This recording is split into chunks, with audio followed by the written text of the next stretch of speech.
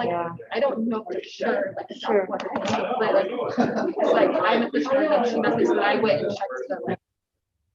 I was like, thank you for bringing it to our attention. You know, and I also read like, I mean, I didn't talk to her.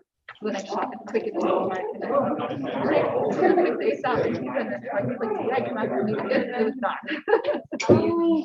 And you, it's good. I mean, both of my mothers, my mother-in-law here. Oh, right. Oh, that, it is something to do like. It is, right? Yeah. And it didn't happen so intentionally when I was like, oh yeah, my mother. I just kind of grabbed them and then That's just kind of lifted my spirit. That's almost like cooler. I mean, it's good to be intentional about it. But yeah, I'm intentional. When I realized it, I was like, oh, that's nice. That is special. Yeah, that is cool. And that reminds me. I think we're being recorded. So that reminds me. Oh, I can tell you. Go walk away. Yeah. Sorry, I know you're joking. No, I was talking to you. I just wanted to make sure I had time to tell it straight. So my grandma passed away maybe 5 years ago. She like loved jewelry or whatever, right? So my parents were like wanting to like do her stuff. So then my mom brought this like tray of jewelry. Like, look at it. And I like didn't really like any of it, but like I happened to grab it. It was just like a plain gold band. Yeah. So I just happened to like grab it. Yeah. And then I looked like the inside engraved. It says to Louise love Chaz, and that was her parent.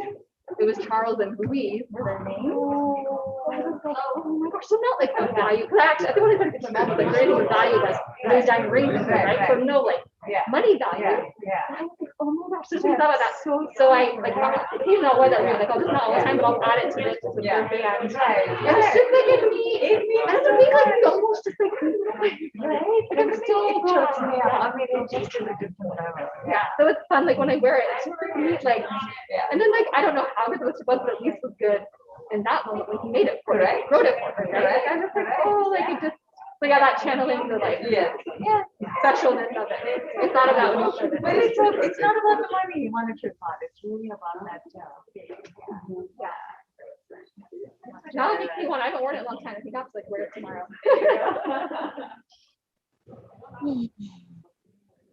I'm happy when it sees me.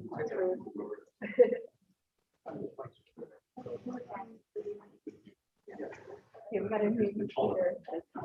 Good. I don't know.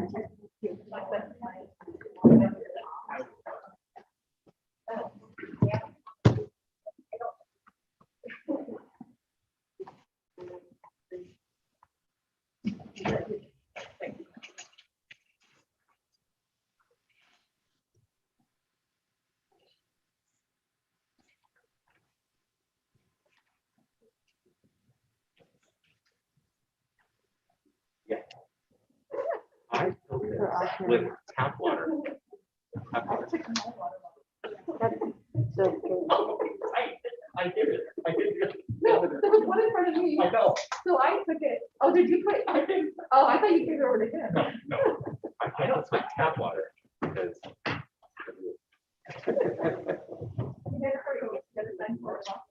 no, I went over there. Didn't plan on it.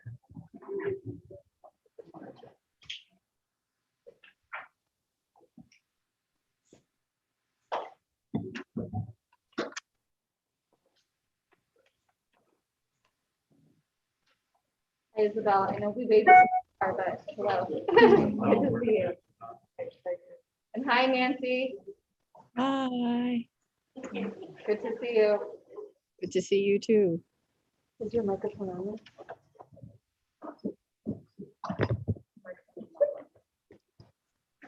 I'll put Jeff's off and slowly ready for. And is your mic on? Is it off? Probably not. I don't think so. You know, what I noticed last time was because I went back and I wanted to see about the audio. Yeah. And I turned my mic off right now, but what I noticed was when I turned my head to talk to you, because my mic was this way, so I turned my head to talk to you and I wasn't like going like this, and so I was like cutting in and out and got my mic. And it was like really, yeah, and so it's like hard to navigate like this if I'm not across. Or like, what I was thinking, like, we'll have like. You know, I wonder, you know what, I wonder if we should. Like, it's sort of like, have it more on the end, because we're still in the middle, or it's just we just remember the end. Okay, is everybody ready? Okay.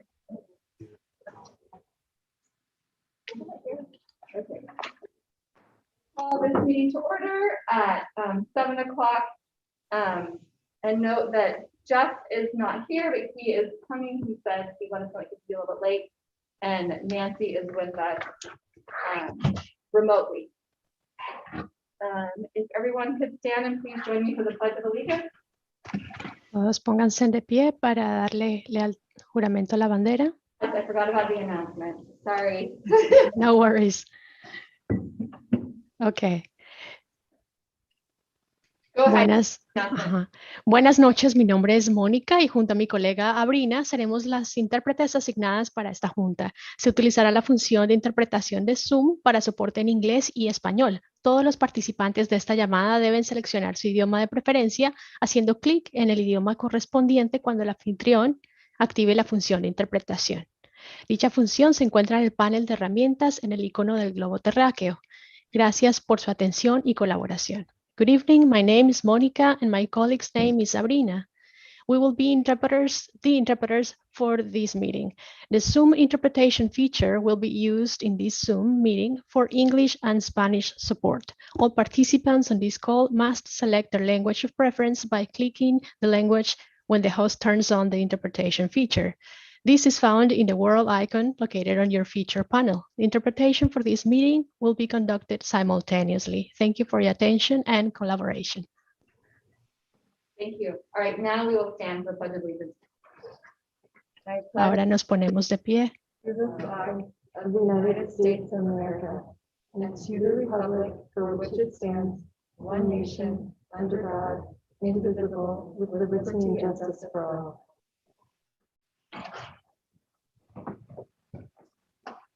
All right, we are now on to item 2, approval of tonight's agenda. Board, is there a motion? I move that we approve tonight's agenda. I second. I'm not seeing any public comment on this item in person. If there's anyone virtual, please use the raise hand feature now.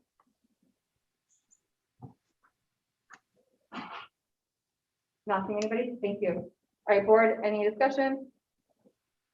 All those in favor, please say aye. And Jeff, we're doing the approval of tonight's agenda. If you want to aye in that. Chair votes aye, and with that, the motion passes. We are now on to comments from the board. Item 3, comments from the board and superintendent. And then we'll start with Nancy and then go down the line. Hi, my activities during this period have been around the Santa Clara County School Boards Association Ledge Action Committee, and we have met and working on updating our mission statement. I've also been engaged in the local planning council meeting and doing more work around annual goals for the communication and outreach subcommittee, of which I'm a co-chair. And I also had fun attending some of the classrooms in the SMS open house the other evening. Thank you. Thanks, Nancy. Isabel. Sure. Well, since last meeting, I think the main thing that has captured my attention is the tours around the schools. And since the opening of all the classroom and all the schools in a normal way, been very interesting and very nice. And we saw the Strive program, which is amazing, and CMS among other classrooms. I did miss for an emergency the open house of SMS was in the emergency room with one of the kids, but all okay, everybody's good. And I just wanted to remind ourselves as a board, we talked this before about not forgetting to keep checking during the year with time so we can discuss all the parts of the LCAP and the plan for next year. Just not forget so we don't have to cramp it in just one meeting for discussion and one meeting to approve. So we can maybe break it in parts or do something that is easier to handle during the school year before it's too late. So yeah, other than that, please in the agenda. Great, thanks. Yeah. Just the virtual back to school night for Sangerville Middle School. The virtual back to school night for Sangerville Middle School was really good. And I have potentially a work conflict with next meeting, so I may not be able to attend next meeting. So just wanted to put that out there. That's it. That's the October 7th one, not the 14th, right? October 7th one, correct. Thanks for the information. Are we gonna later maybe talk about rescheduling or thinking on it? Can't reschedule it. A regular one, okay. Okay, so I'm gonna send my activities in to the board for things in general. I did want to say that I attended the Sunnyvale Education Foundation, and they're in the process of coming up with, like, you know, revising their mission statement and looking at their programs for the upcoming year.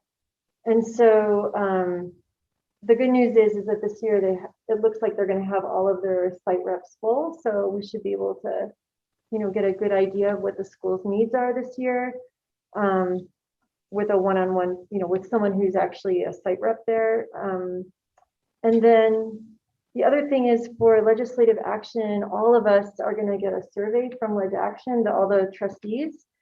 And it's basically asking you what legislative priorities you think are important for our district. And it's not meant that you're voting for the district. It's not that kind of thing. It's just you as your experience as a trustee, what your perspective is. And so we're hoping to get as many trustees in the county to fill it out as possible. There's 31 districts and there's 5 to 7, maybe even, I don't know, Morgan Hill might have 9. There's many board members. So if you could just take like maybe 5 to 10 minutes and fill it out. It's going to come out after the next Santa Clara County School Boards Association meeting, which is a week. Oh, it's next Wednesday night. And then the last thing was, I just wanted to put a pitch out there to on future agendas to have an item kind of like we used to do last year when we were officially in COVID-19, where it was the COVID-19 updates, but because we still are in the pandemic, and even though students are back at school, like I personally have an interest in like even hearing about things that are going well, but it could be things, you know, about you know, what's changed in reporting or safety, or you know, what the TOSAs are doing. It could be anything, but I think it would give us an opportunity to, even if it just took a few minutes at each meeting to talk about what's going on, because my impression is that, you know, the students are back, the teachers are back, and we're trying to go about business as usual, but in a very soft landing. But we're still having expectations, and they're still doing all these things, all the SEL work, the new, you know, the academic work, the, you know, everything, trying to assess where they are. And so if we could just, you know, get a few minutes to hear about, you know, what's going on, or just to discuss, you know, and hear an update. I think, you know, COVID cases or something. I think just like we did during the pandemic, not a long line item, but just to have it on the agenda so we could talk about it if we wanted to, or if there was anything new. That is just a night. I don't know if we can talk about that at some point for how things go forward, but that's what I would like. I don't know, is there something I need to make a motion about, or I don't. No, we can't make. we can't make a motion now? Okay, I've noted that. We can. okay. But, okay, all right, so that was my idea. Thanks. All right, thank you. Just a couple things, just as like personal with like kids at schools, right? I've been doing I started the annual welcome back picnic at Ellis, and we didn't do it last year. We did it this year. We had to postpone the original date because of the smoke. But we did it last Friday. I mean, much smaller group than normal, but that's expected when it's a reschedule and during COVID. But it was nice to have at least some connection, right? It's outside, everyone's spread out. And so that was nice to be able to kind of start doing some of those community connection events. And then attended several back to school nights. And as a parent, I realized like after having school in my home for a year last year, I knew so much more about what my kids were learning and what they were doing in their classes. And so I felt a lot more like just weird and disconnected this year. So back to school nights were helpful to at least kind of get to know like the teachers, right? It just was an interesting thing about that. Like the teachers didn't necessarily know me, but I felt like I knew them really well last year, right? Because I heard them teaching all the time. So that was nice to kind of feel a little bit more connected with back to school night. But it just was weird. I wasn't necessarily expecting that. It was the old norm, but because there was this new norm, it feels kind of weird. And that's all that I have. Dr. Gallagher. Yeah, so I'll be relatively brief because we have a long agenda, and I'm actually. I'm going to pause you for a second. How's the sound? I forgot, I was going to ask at the beginning. How's the sound going on Zoom? Do we think it's going okay? Nancy says yes. Okay. Okay, so we have a long agenda, so I'm going to be brief. But I'm excited about our agenda today because there's some very forward-looking agenda items, which I think is fantastic. So what if just give a little just overview of how school is going, and we met with the elementary and then the middle school principals this week, and we really reemphasized that our number one strong priority is to keep kids in classrooms and teachers and staff in classrooms too.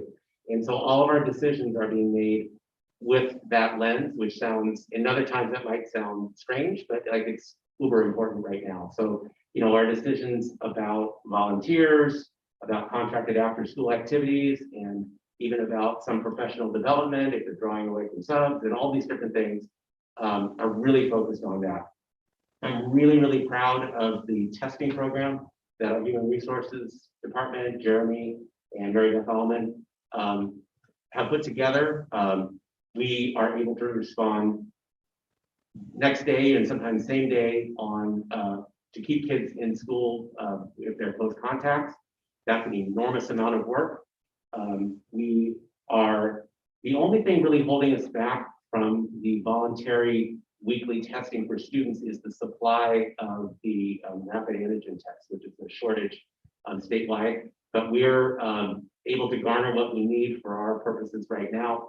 And I noted that in our county, we are seeing a decline in COVID cases, which is fantastic, and in the percent positive. And that percentage is declining against rapidly increasing numbers of people being tested, which is probably the schools, I would imagine.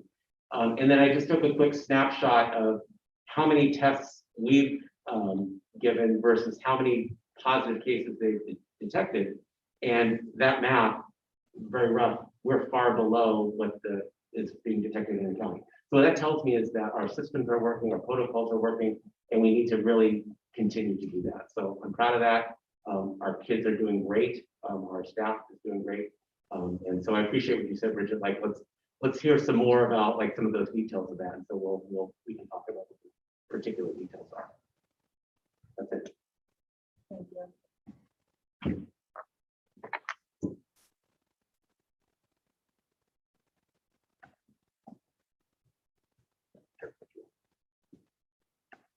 Okay, we are now on to item 4, comments from the Sunnyvale Education Association.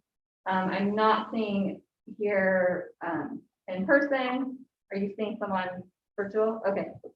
Then we are on to item 5, comments from the California School Employees Association, and same thing, I'm not seeing someone in person. And not virtually. Okay, thank you. We are now on to item 6, comments from the public. This portion of the agenda provides an opportunity for members of the public to directly address the governing board on any item of interest to the public. However, provisions of the Brown Act preclude any action being taken on any item not appearing on the posted agenda. Time limits allocated to public testimony are 3 minutes per person and 20 minutes for public comment. Speakers are asked to give their name and affiliation so that an accurate record is reflected in the minutes. As a reminder, this is the time for public comment on non-agendized items. There's no one in person. If there's anyone who wishes to speak on non-agendized items over Zoom, please use the raise hand feature now. We'll give it just a moment. Are you seeing any, Leah? Okay, no comment. So we are now on to item 7, the public hearing. 7A, the public hearing on the pre-map input on trustee areas. And am I turning over to you first or straight to the presenters? Well, I'm happy to introduce the 2 people that are putting this together for us. The 2 people that are putting this together for us, Angela Banuelos from Cooperative Strategies, and William Tunick, attorney from Dana Small Kelly. And it looks like Angela's going to go first. So we're happy to have you here. Hello. Can you guys hear me? I don't think it's It's on. Uh-oh.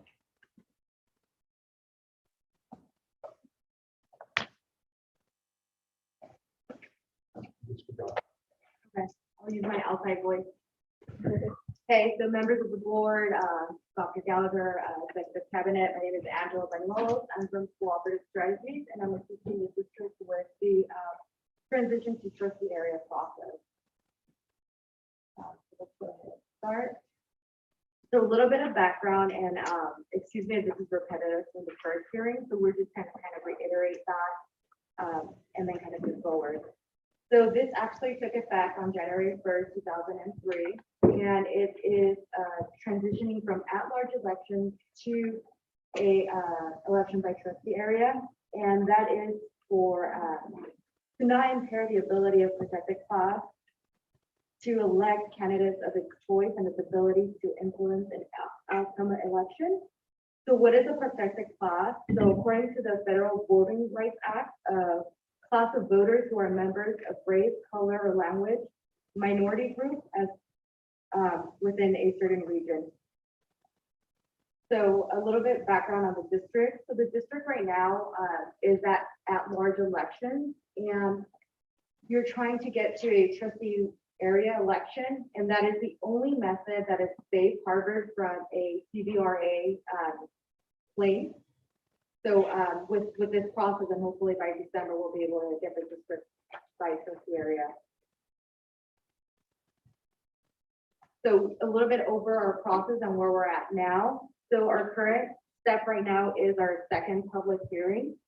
And then our next meeting would be October 7th, and that would be the day that we present the district with the initial scenarios. And that one, I would suggest that we kind of put our thinking hats on it and see how we can rearrange the current scenarios or provide feedback from the community.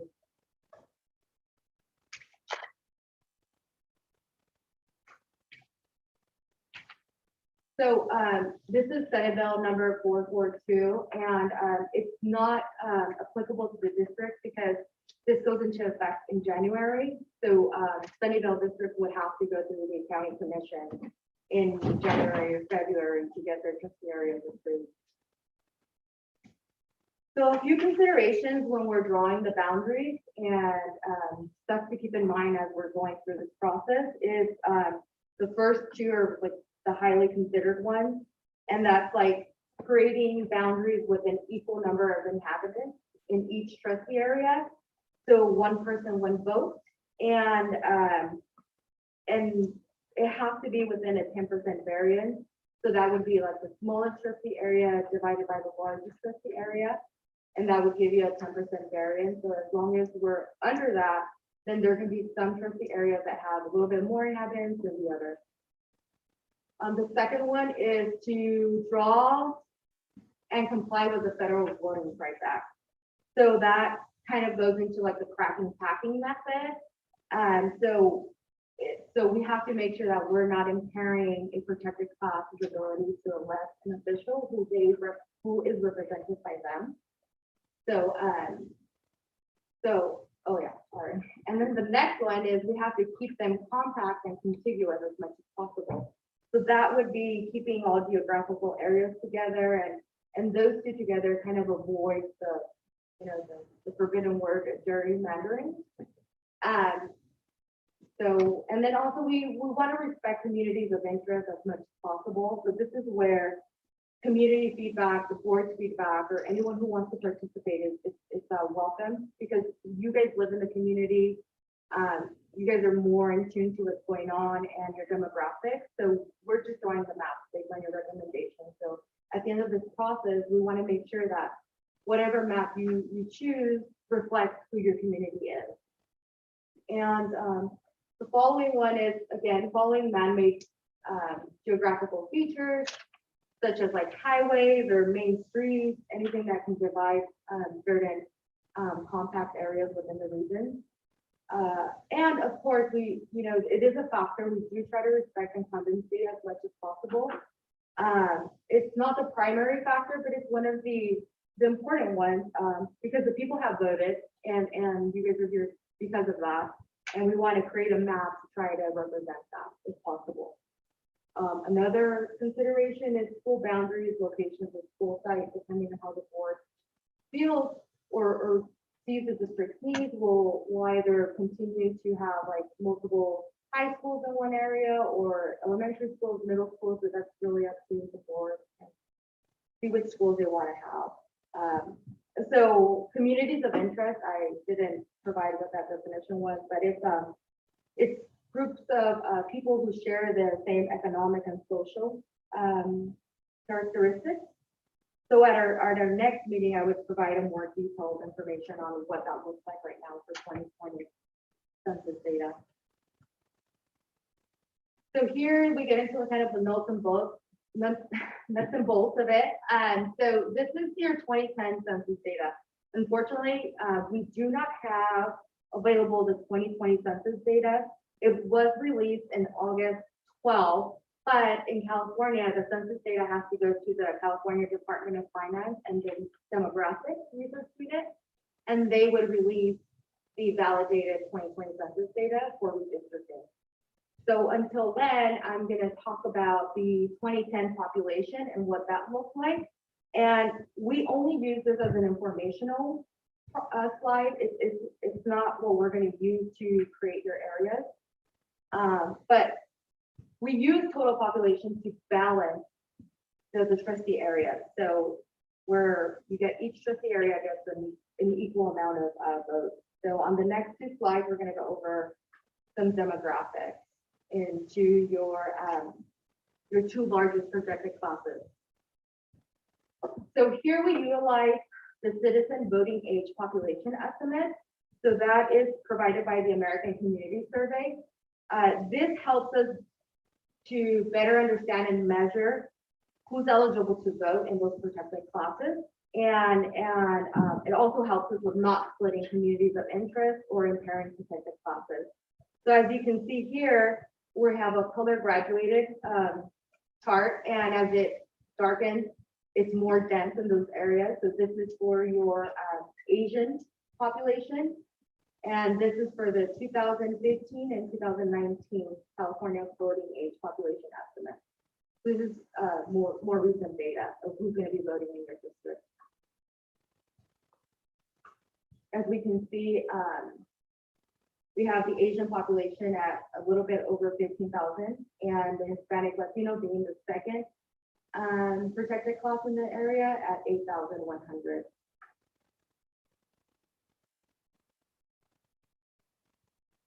Here is another graduated color map, and you can see the Hispanic Latino population and where those areas are more denser.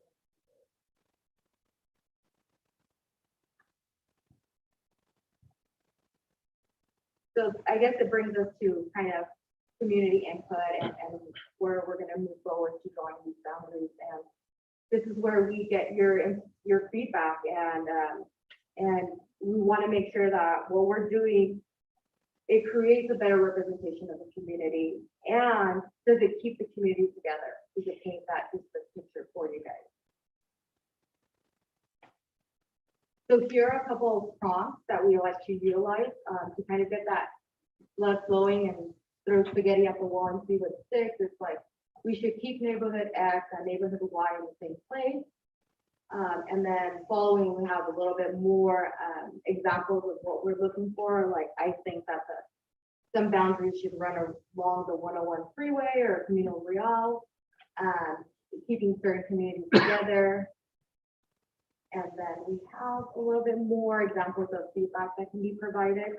Again, this is not the only feedback we're looking for. This is just more kind of stimulate conversation when we're drawing those maps. And then that's it. So, do you guys have any questions or comments? I think if there's any clarifying questions we can ask, but discussion, we'll do public hearing and then discussion. Is there any like just quick clarifying questions? Okay. So this was all the presentation, right? So we're ready for the public hearing, right? Good, yeah. Okay. I open the public hearing at 7:26. I don't have any speaker cards for in person, so if there's anyone remotely who wishes to speak at the public hearing about the trustee areas, please use the raise hand feature now. We'll give it just a moment.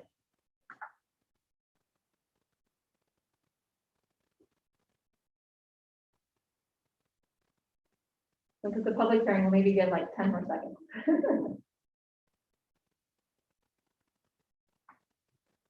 You're not getting anything? Okay. I closed the public hearing at 7:27, and then I opened up to the board for input, thoughts, questions we have for the creating the maps. Does anyone have any? I had a thought about, you're asking for questions now, like from those Yeah, prompts? any type of feedback, or if you need any clarification on any part of the process, I'm here to answer that.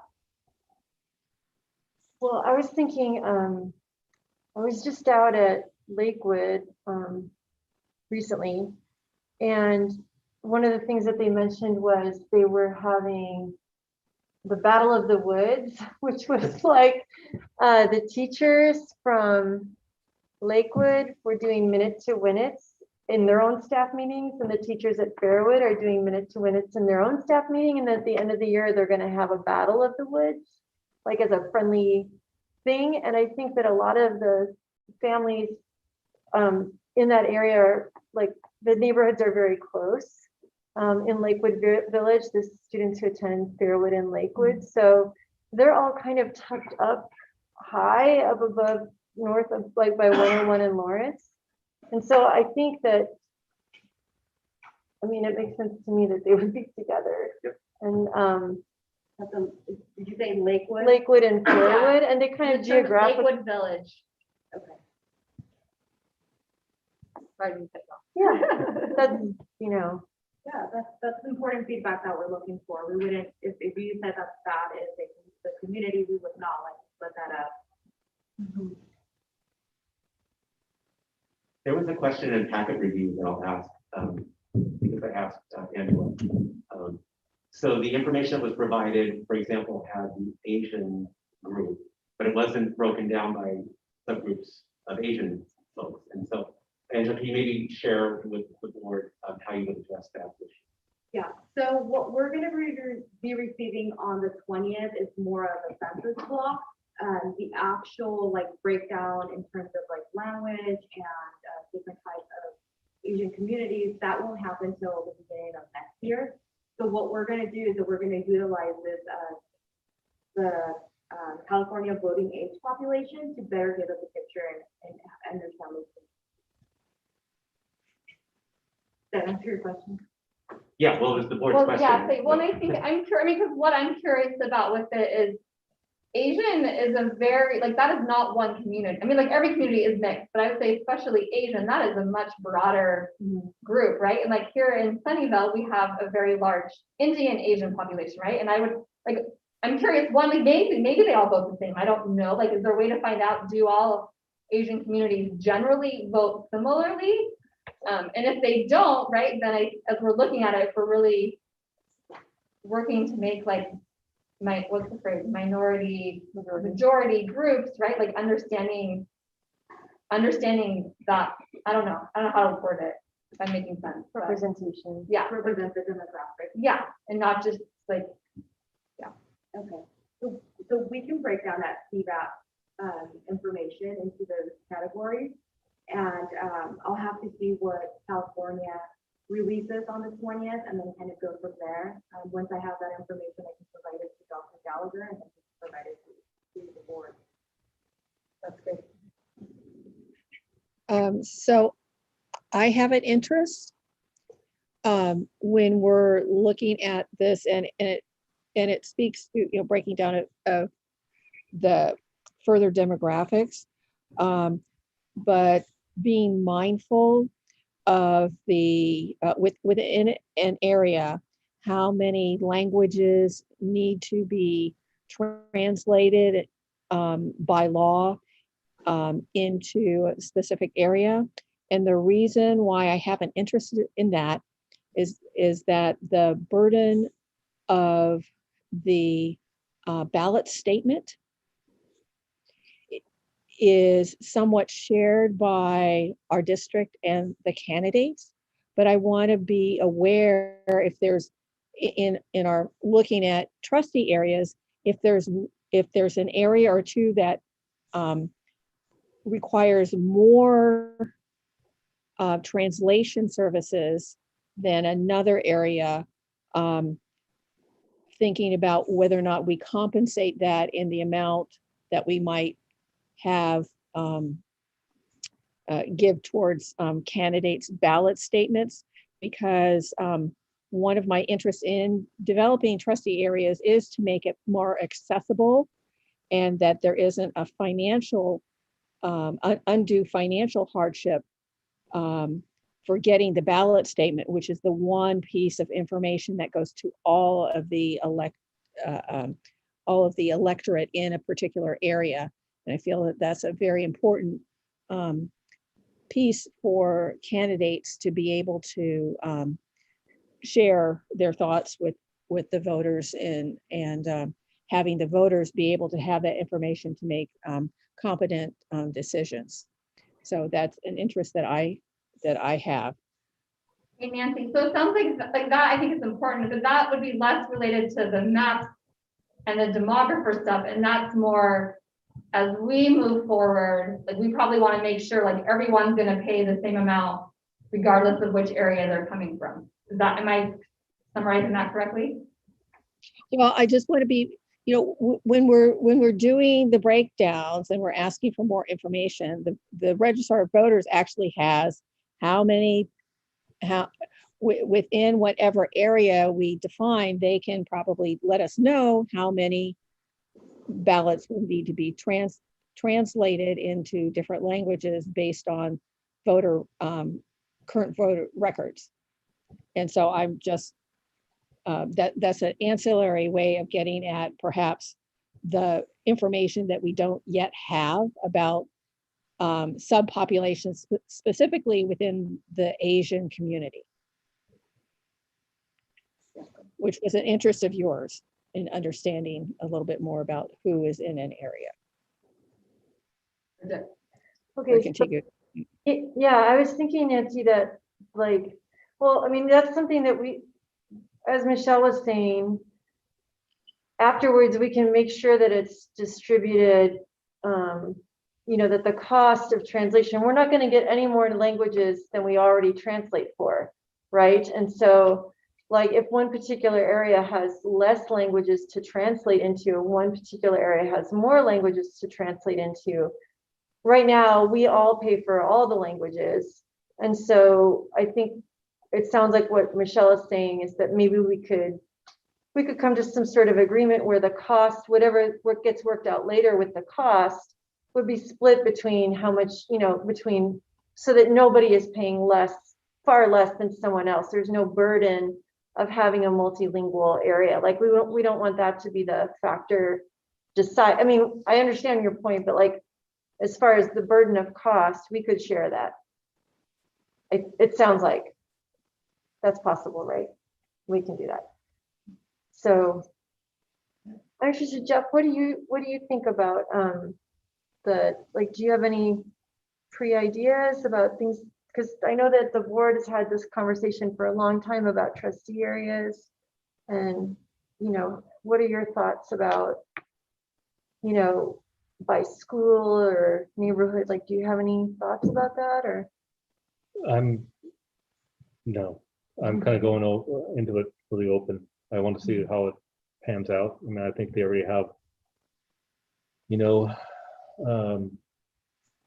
4 pins in the map that they're going to be working with, and I really want to keep it as open as possible. I do agree with the Fairwood Lakewood part. There are communities that tend to really work well together, but other than that, I'm completely open. Yeah, me too. I'm completely open. I thought that it's quite possible that then, we have the schools kind of spread more or less equally around the city. So I suppose somehow it correlates somehow. It wouldn't be that surprising. And we are more or less also spread around the city. So I suppose that then we will have some sort of correlation with that. Will not be just one school each of us, but some mix of that. But yeah, we're open, and I don't think we're gonna have much control of whatever happens. It's gonna happen anyway. So I do have a follow-up question to the school district and their location. So I know some districts are very driven on their high schools, others are on their elementary. Some of them minimally are interested in the middle school. Do you guys want to see all that on your map, or is there a particular grade area that you're looking for? But we don't have any high schools. Yeah. Oh, that's good. Well, but like there are 2 high schools. We're not Oh, in a that's district, true. but there is 2 high Yeah, schools, that's true. like boundary wise. Right. Yeah, we're divided Yeah, by 2. That makes sense. Oh, but then. So say, middle I was thinking of another. I mean, we will have 5 seats, and I know we have a pretty diverse socioeconomic status community. I would like to see that balanced out as much as possible. So, I mean, I know I'm kind of going north-south Sunnyvale here quite a bit, and then kind of a belt. But I would like to see. I would not like to see like North Sunnyvale being contained within one geographic vote, and then a bunch of higher economic areas there. And I had a question. Are we definitely staying at 5 seats? Like, is that written in stone? Like, because I don't know if we're large enough for I don't know Summit. we ever thought about that Mhm. or heard about it. I mean, that could be later down the road. Right now, we have 5 seats Sure. that in recent history have been non-contested. So Good point. let's just kind of, People were crawling at the time. yeah. That's a good point. Yeah, thank you. And now that the smaller areas, yeah. And- Go ahead, Nancy. Oh, I would say, while there might be an expectation of what the city is doing geographically, of how they have formed their council member seats, we're a smaller subset, and so I would not want to necessarily have the public believe that it's going to be a direct overlay whatsoever, that they need to be as open about what this looks like as well when we're in this process of discovery and seeing what the numbers show us and being informed in that particular way. That's a good reminder. Thanks, Nancy.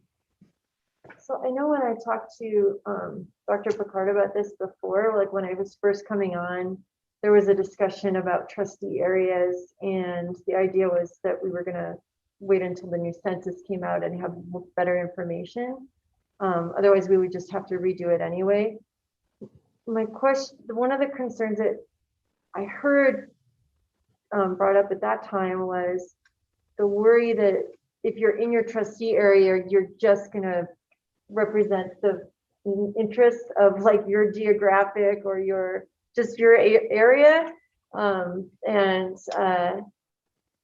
You know, and it could come up a lot of ways about funding or programs or different things. So I know the city of Sunnyvale solved that by having, you know, the mayor's office be whole city, right? Do people do that with school? Not that I want to do that with a school board, but is that like, how do school boards get around that issue? Is it just a trust that we're all going to work together? I think that's what we were talking about with Yeah. reshaping the agreements that we have. I think we need to keep educating board members when they come on board that it's really about advocating for students throughout our whole community. I mean, really, there is nothing to stop it, which is one of the reasons why I'm interested in making sure that we have equal parcels of economic votes, but just in case we devolve into something like that. I mean, ultimately, I mean, if, again, I don't think that we're immune from that. In fact, I think in some cases, we've kind of been held hostage to that in some votes.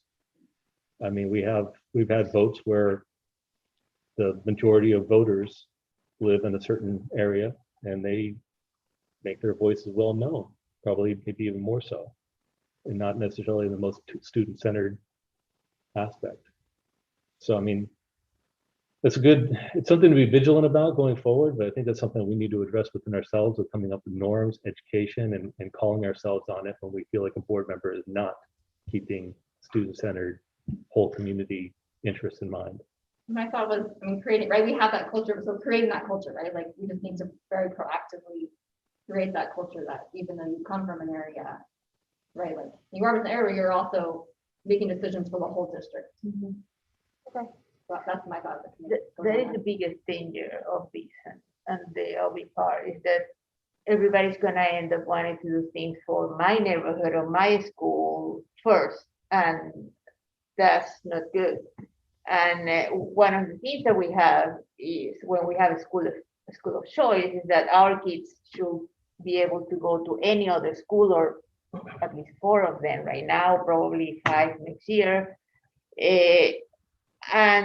So we will have to make sure that kids from our neighborhood can go to the other neighborhood, because we have this system of school when they can, you know, do Fairwood or San Miguel or the Mandarin program. All the schools should be A+, all the schools should be top of the line.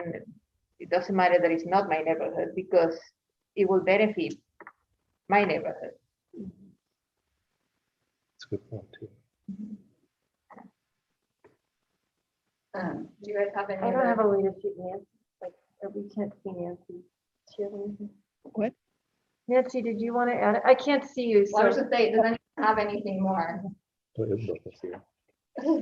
No, I'm saying you can see it. Yeah, And did you have anything more? Or it you doesn't make good? a noise. You just I would just echo that I want to make sure that an area doesn't serve just one school boundary only, or in the elementary component. I think that I'm less worried about the middle school component because of the broader overlap that has geographically within our community. But I would like to make sure that a district trustee area would serve more than one elementary school.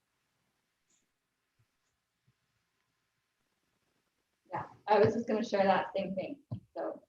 Yeah, but then, I mean, I live very far away from Fairwood. I mean, I might have a school and a half, 2 schools and a half, whatever weird shape it keeps going. I'm not gonna have the other school in the other corner, because how are you gonna make that math work? So we're always gonna be working for a corner, which, you know, it's kind of ugly because we should care about all the kids in the district. Yeah.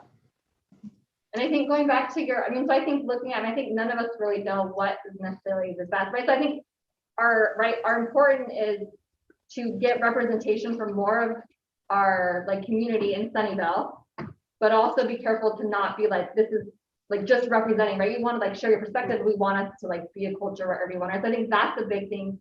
So I don't know, like if going along boundaries of the high schools are helpful, or like going along boundaries of the middle school, right? Like maybe that's helpful, maybe that's not.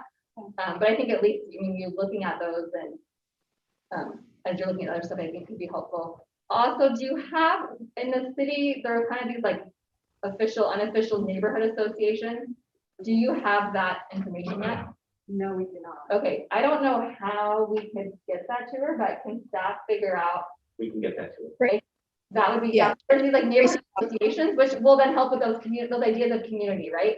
So like Lakewood Village is like one of the names of those associations, I'm pretty sure, right? I think we probably. We can have exactly Yeah. what we'll call it. So that can be helpful looking at community Absolutely. as well. And when we're gonna bring some scenarios, that's not what we're gonna choose. I mean, we can tweak those and figure out what works best for the district. But just because I'm gonna bring a few scenarios doesn't mean that we're tied to that. If you guys feel like at any way you guys don't like any of those scenarios, we can go back and start from scratch and, you know, get more input and figure out the best map for the area. Yeah, that's great. That's why we have like multiples, right? And I think having the maps will be helpful to like kind of then. Yeah, and that's when the work actually starts, right? Because that brings out community members. It piques a lot of interest and we get a lot of feedback when that happens. Yeah. Okay. We're good. Yeah. Thank you so much. We look forward to working with you over the next few months. Absolutely. Thank you. Thank you. All right, we are on to presentations. The first one is 8A, the report on facility master plan update. I have a question if people on Zoom can hear the presenters without a microphone. I'm hearing it. They can. They can? Yeah. Okay. Okay, so this is our second presentation, and this is on the facilities master plan. It's an update of our progress. We're right in the middle of it. We took a long pause. And so we have with us Walter Estee and Andrea Pippin from LPA Incorporated. So welcome. Great, thanks for having us. Happy to be here. President Maginot, members of the board, Dr. Gallagher, Executive Cabinet. We're happy to be here. My name is Walter Estee. I'm the architect with LPA Design Studios. With me tonight, as well as Andrea Pippin, who's an educational facility planner. So we're going to just quickly go through this agenda and our presentation. We'll hopefully do this in 10 to 12 minutes or so, and then we'll be available to answer questions. So we're going to run through our schedule and where we're at, where we've been, go through our progress and talk about some data we've received from different stakeholders. We're going to quickly go through needs assessment findings by campus. And then we're also going to look at site-specific needs and the learning space design standards. So Andrew will go through those. We'll chat a little bit about the FMP website and then what our next steps are. So from a schedule standpoint, in 2020, we started and we sort of did this data gathering phase that you see there, trying to understand and collect data from the district. And then in 2021, first half, we did sort of analysis of all that information to understand what was happening here in Sunnyvale. Of course, we took a pause there, and now we're in the synthesis phase, which is really taking that data. We'll develop site master plan diagrams. We'll be having some town halls, more for facility master plan committee, so that finally we'll get to a plan and review. So to date, just talk a little bit about that outreach in the blue box you see there on the schedule. So our survey findings, we did a teacher and staff survey back in November of 2020. We had 207 responses and all sites were really well represented. And so you can see some of the teacher and staff survey priorities. This was in November of 2020, so building HVAC systems, I think, was on everyone's mind at that time. And of course, modernization of existing buildings, classrooms, student and staff restrooms always makes the top list. And then you can see a tie between some other items there. From a student survey findings, we did grades 4 and 5 and 7 and 8. We didn't do 6 because they were never on campus. Left them out. This was done in February of 2021. And so in relationship to the grade 7 and 8 priorities, we just wanted to say Sunnyvale Middle School was more than double the representation than Columbia. And so those 7 and 8 priorities may be skewed a little bit towards Sunnyvale and conditions of their campus. We also went through a facilities needs assessment. We had assessments done by Bureau Veritas, and then of course we met with the principals and other focus groups. Just generally, you've done a lot of good campus work to date, and you can see where Sunnyvale has no major modernization at this point. You see partial renovations and some, and comprehensive modernization. One of the things we just wanted to point it out here that the comprehensive modernization, although that sounds like they are mostly complete, there are specific items on that campus that haven't been touched. So we just want to point that out, and those will develop in our assessments. Some of the common themes were program rooms used for art and enrichment programs. Right now, some of those spaces have been occupied sort of as a health and wellness or isolation room, mostly related to COVID. A lot of traditional computer labs in the district that really aren't being used because we one-to-one in classrooms. Technology packages we heard need to be kind of brought at the same baseline throughout the district. Flexibility, of course, was important. They want more of a strong indoor-outdoor connection. I think once again that another COVID-related thing that I think is important. And then we had we're trying to get some feedback right now on the new kindergarten room, Jerry Chase. When we looked at those, they hadn't been used. They just started using them this year, so we're going to get more specific feedback on those. On the site-specific needs, this just kind of outlines, some of the work that's been done to date and some of the remaining needs. I'm not going to go through each one of these. And we have that for all your elementary sites, as well as your middle school sites. Obviously, you can see a lot more work needed at middle school. And Andrea is going to go through some of the program focus groups and learning space. Thanks, Walter. Hi, everyone. So part of this master plan process includes a set of learning space design standards. So we'll talk a little bit about what goes into those and then what those are. So the learning space design standards is a document that defines each space type by its ideal characteristics as informed by these three meetings that is identified there. So starting with the principal questionnaire, kind of getting some ideas, how would you define the spaces, focus group interviews with some of your district leadership and big figures in your district. So really drawing out where are the existing facilities hindering your ability to deliver a high quality educational program? And what are some big thinking ideas going out, 10 years out into the future? How are teachers going to be teaching? How are students going to be learning? And what are some of those features that we can incorporate into these learning design standards? Once we had those focus group interviews, we were able to take some of those ideas and hold an elementary and middle school programs charrette. Charrette is just another word for workshop. This was held via Zoom, and we had an interactive mural whiteboard and some breakout rooms. So we got some good feedback of, okay, here's what we heard in focus group interviews. Let's dig a little bit deeper and help to define some of these spaces when we talk about characteristics of a classroom, of an NPR, admin, etc. We'll just walk through some common themes that came out of those in terms of starting off with special education, defining what is the difference between a mild moderate room, a mild severe room, and how can the severe students be best supported by an assisted daily living type of space. And I think we'll just note here that the big idea that came out with that assisted daily living aspect specifically was not to replicate assisted daily living components, washer, dryer, kitchen setup in every single classroom, but to have a hub on campus that the students can come to do those sort of things, maybe work hand in hand with the garden, other programs, kindergarten, if they need to do laundry services, can use it. So seeing it more as a school resource, and maybe some culinary classes can use the cooking facility as well. But really this integrated model that's usable by the whole campus.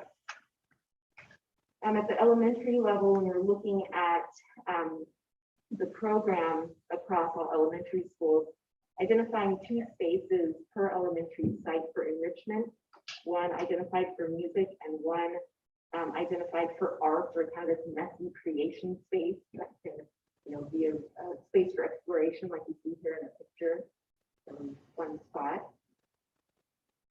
And more along the lines of student support and as a learning center. So many of these schools, built in the 50s or whenever they were built, were not built with student support specifically in mind. So giving spaces like OT, assessment, small groups, where psychologists, speech therapists, those sort of spaces, those sort of uses, a purpose-built space with confidentiality and not just small offices, but maybe a small group or larger space for groups to work in.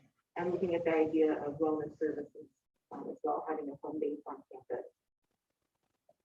Then of course the theme of outdoor learning. This I think goes beyond COVID in identifying that every space on campus can have the opportunity of being a learning space. So how does the classroom itself expand beyond its 4 walls out into beautiful environments of school campuses? Or every type of learning environment, not just classroom daily stuff, but incorporating the school garden into your science program or culinary programs, things like that, really embracing the full campus. So at the end of this process, and we're just now beginning to really put pen to paper and documenting this,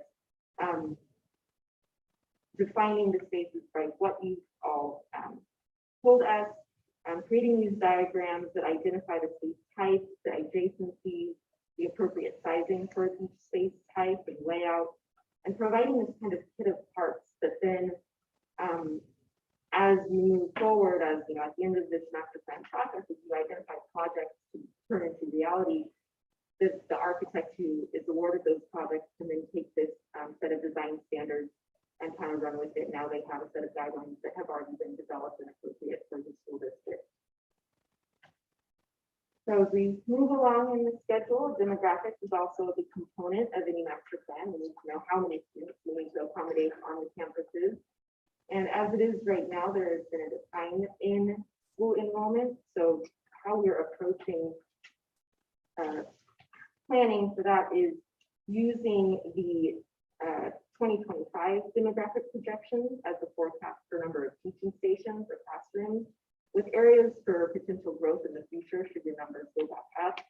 And then using your peak year 2015 as the demographics used to plan for the core spaces like your library, NPR, and admin, so you don't get too landlocked in smaller spaces.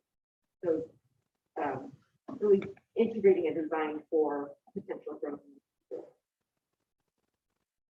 A little bit of next steps upcoming here. We have the parent and community survey that has just spent this past week going out. We have 635 responses from the English survey that we've received, 44 responses in the Spanish survey, representing all school sites.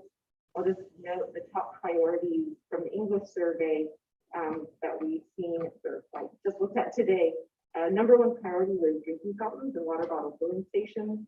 Number 2 is classrooms, and this question was which spaces are in greatest need for improvement. So water bottle filling stations, classrooms is number 2, blacktop and playground number 3, and there were kind of 5 that kind of rose to the top. Outdoor gathering areas is number 4, and then just overall appearance of the campus from the buildings and landscape aspects. So a little sneak peek at the parent and community survey responses there.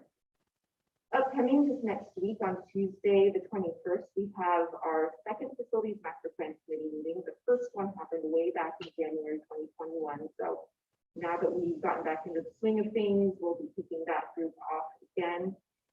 And then meeting with them again in October and December. In late October will be our town hall series. And it's less of a series and more of two of the same meeting, providing options and providing the greatest amount of ability for people to attend.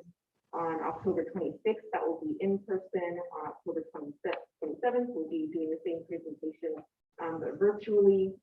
And we'll talk at the next slide what goes into that. But currently the school site committees are asked to be formed by the principal. These are groups that may already exist at the school campuses, but we really want to make sure we have a good representation on that school site committee. So we'll be providing a welcome letter that the principals can help form this committee. This is that letter. And so at the town hall, what you can anticipate there, we ask that all school site committees attend, that the facilities master plan committee attend, our steering committee of district leadership attend, and then it's open to everybody. Really, all are welcome. And at that meeting, we'll go over our findings to date, the learning space design standards, and kind of our first pass at a draft master plan diagram for each campus.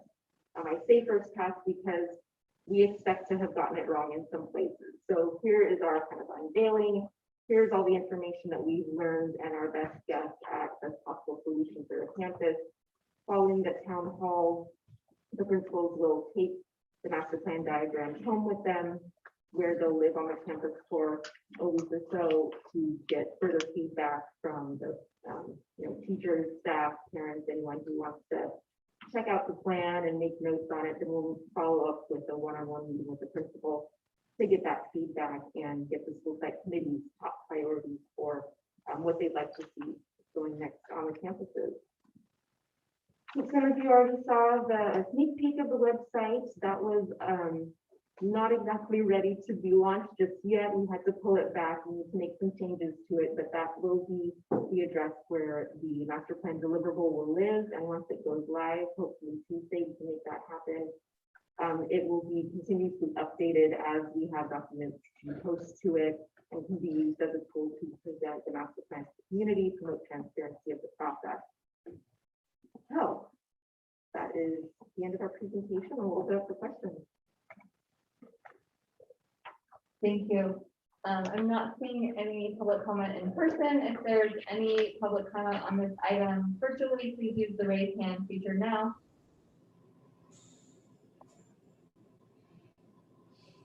Are you seeing any?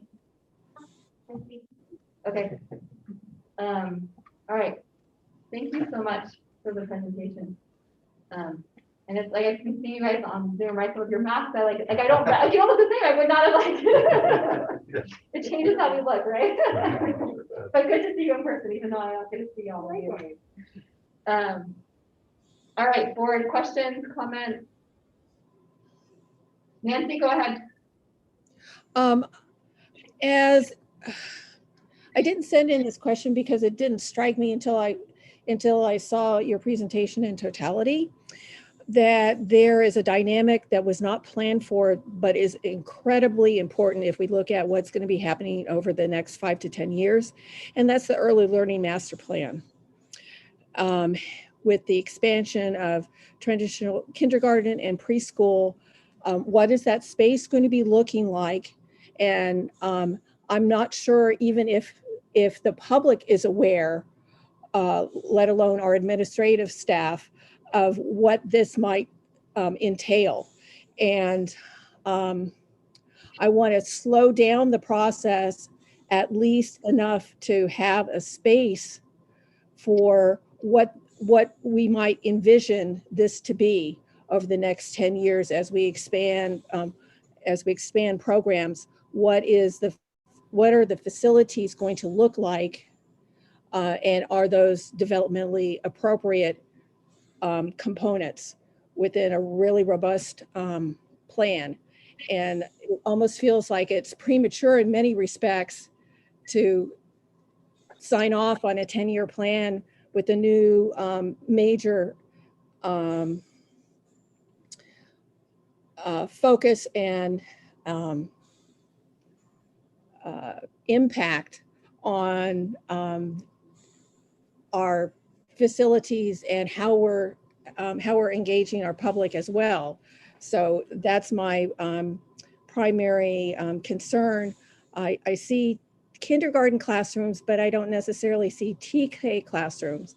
The preschools have kind of been segregated on certain campuses, but I don't know if we're going to want to have additional kinds of programmatic needs that could significantly change what we're doing on a campus. And so I want to be mindful of that. And is there any way to have some flexibility in this process before we sign off on a full 10-year facilities master plan?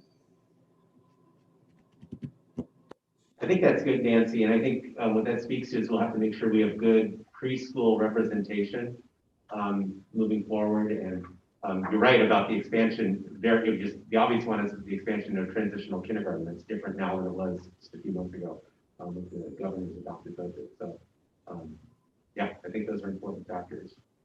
And this is, and Walter, maybe you can speak to the iterative process of the master plan. So we adopt this, but we're not going to do it just every 30 years or whatever the last one was. We're going to, maybe you could speak to that.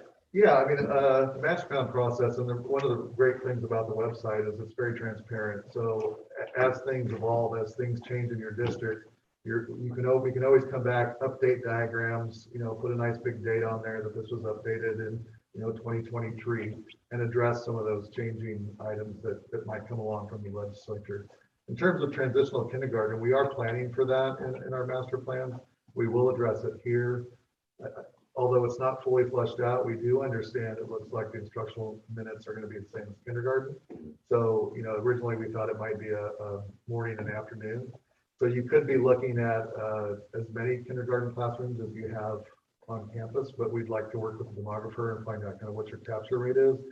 And perhaps if you have 3 kindergartens, maybe you're only going to have two TK classrooms. Obviously that gets phased in, so we'll plan for that. But there's other things to think about, parking, drop off, because there's no drop off probably for TK, right? It's parking and people will bring their children in. So we will address that in the master plan site diagrams at each campus. There is a discussion to be had. Some districts talk about maybe doing a cluster, but I think probably more common that if, to be in that neighborhood, to have those kids start out in the same community, they're going to continue on in that same, class, that school community. So we will address that. Yeah, and it actually is already an agenda item, which we haven't sent out the agenda, but it will be an agenda item on our next steering committee meeting that's coming up on Tuesday. So we'll begin that conversation. Yeah, I think we mentioned at our last meeting that we need to look at that. Well, yeah, I appreciate. I see in the images, in the intentions, even though it's not even pre-designed, it's before master planning. The more flexibility in the plan. Well, at least in the concept and ideas about flexible classrooms. More. For me, it's very important that we have the possibility of, whenever the climate is agreeable, have greener classroom with cross ventilation, even flexible classrooms with flexible kind of class that can be open and closed and integrate with the environment outside. I saw that you are talking and considering more integrating the outside of the school as greenery, a garden, and science, and open labs, and open classroom. And I think that's the perfect approach and the future of what we're going to be doing, integrating more the active and more advanced kind of classroom that use inside closed 4 walls and very green, hopefully very well ventilated, or whatever comes next. Yeah, so I was so excited to be part of the team earlier, so I'm glad that Isabel's on it now. But I just wanted to say, we've done some surveys. Nancy's also on the Legislative Action Committee, and we've done some surveys and we did some things where we've been understanding the legislative priorities of students And one of the things that it comes up over and over is sustainability and the environment. And so, you know, if there is an educational, you know, as the educators, if there is a way to like, you know, yes, make buildings as healthy and flexible and joyous as possible, I would also challenge us to put in the master plan, maybe something, well, not maybe, but definitely something about sustainability and maybe consider making some of the invisible visible for the students. I think that that's so important because we teach them so much about revision and, you know, the math all around us and the world all around us. I don't know if there's a way to state some sort of intent around that, but I think, you know, just we know that when Rob Smiley was here, he talked about bringing the kids out, having the construction site and working with the campuses and having them see the building of it, but just to make some of that continue. And I don't know if that would be like descriptive signage or something like that, or putting the education built in somehow about the sustainability or about the purpose of what is happening. So that's just Hey, just to understand, when you're saying invisible, make the invisible visible, you mean like if we're doing sustainable stuff, like actually call it out so kids are learning like, hey, this HVAC is whatever. Is that kind of what you mean? Yeah, things are recycled. And then also like, hey, like maybe the whole in a cafeteria or in a public space, there's things that normally would be hidden, like things that are going on above the ceiling or things in the wall, and you could see it, you know, you could see things are labeled, like that it's really an education, like this building is a designed thing with a lot of intention and thought behind it. And, you know, just that kind of thing. Yeah, yeah, I love it. I brought that to Rob. Oh, okay. Back, yeah, the time when I started, like, you know, making like this is a duck, this is come there, this is a vent, this is whatever it is, and a little bit more colorful industrial kind of thing. That is a learning opportunity. But what I would like to also see is the green part and the sustainable part, and you know, the opportunities, as we say before, like 9 months of the year, we probably don't have a fire or don't have a horrible cold rain. We can open the windows and have cross ventilation. And if we are in another pandemic, we have cross ventilation with some special things, but you know, we cannot make sure that we can use our environment as much as we can to be healthy and in a healthy building with healthy environment. Yeah, so we can certainly address sustainability in the master plan and sort of have maybe some guiding principles, and we can maybe do something in a FNPC meeting to address that. And then as far as sustainability on display, we've done a number of projects where you know, we might measure the amount of electricity you're using and then amount of electricity you're generating from a PV array or something like that. We did it a lot where we displayed it on a monitor near the front of the school, so kids could see, they could weigh their recycling, how much did they recycle this week, how much energy is being used. Water collection was a big thing, where they could see how much rainwater collection they might have, and they can see the gauge, and it sort of became sort of a science thing as well. So there's a lot of opportunities to have sustainability on display. That's good. Beth, do you have anything you want to add? Okay, just my last thing, which I've said it in like the meetings before, like and I know how much this is probably more like when we're actually building, but green, like not, I mean, green sustainable is important, but I mean like literally green outside, right? Like trees. And I don't remember all the different names, but the meeting where we had where there was tons of people and we broke out into the groups. And I remember because we were talking about outside and what keep people from going outside. And it was the idea that like, even if it's not super hot, like everything is cement, and so the cement reflects off. And I hadn't really thought about that. And so now I pay attention to that all the time. And it's so true. If it's green, it is so much more pleasant to be outside than if you're like on the white and the concrete. So and not just that, every school has black tops. Yeah. Like what is black top or white? When a kid fall into that, is burning some months of the year. why do we have so much black dogs? Black in So I there. don't know how much Kids that in the outside summer. stuff goes with facility master plan, but I'm just gonna keep saying the Yeah. literal green, not just the like Green is good. figurative green. Green all around.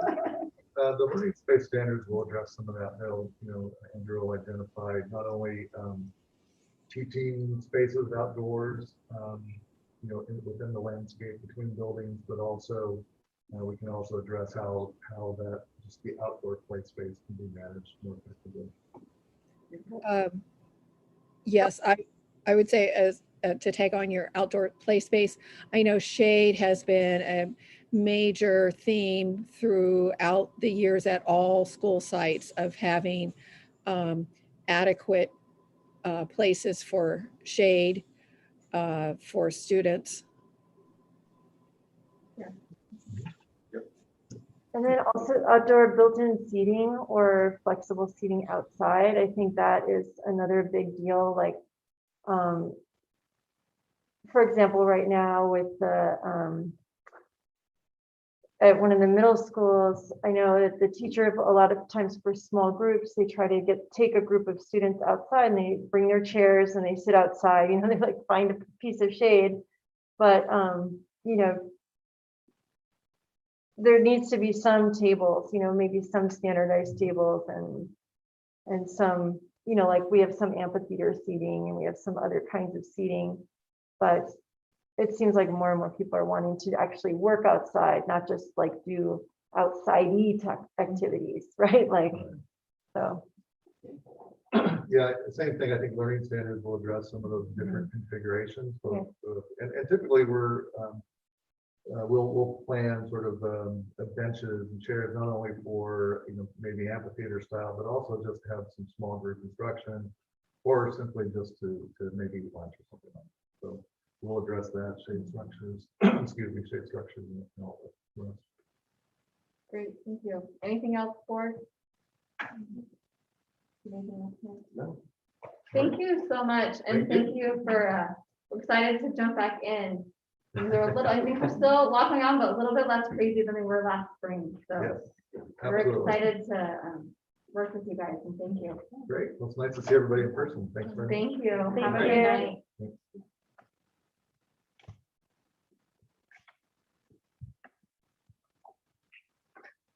Okay.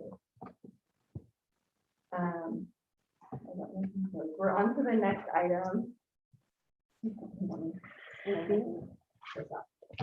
So we're on the report on the general obligation bond program update and the 2018 Series A issue.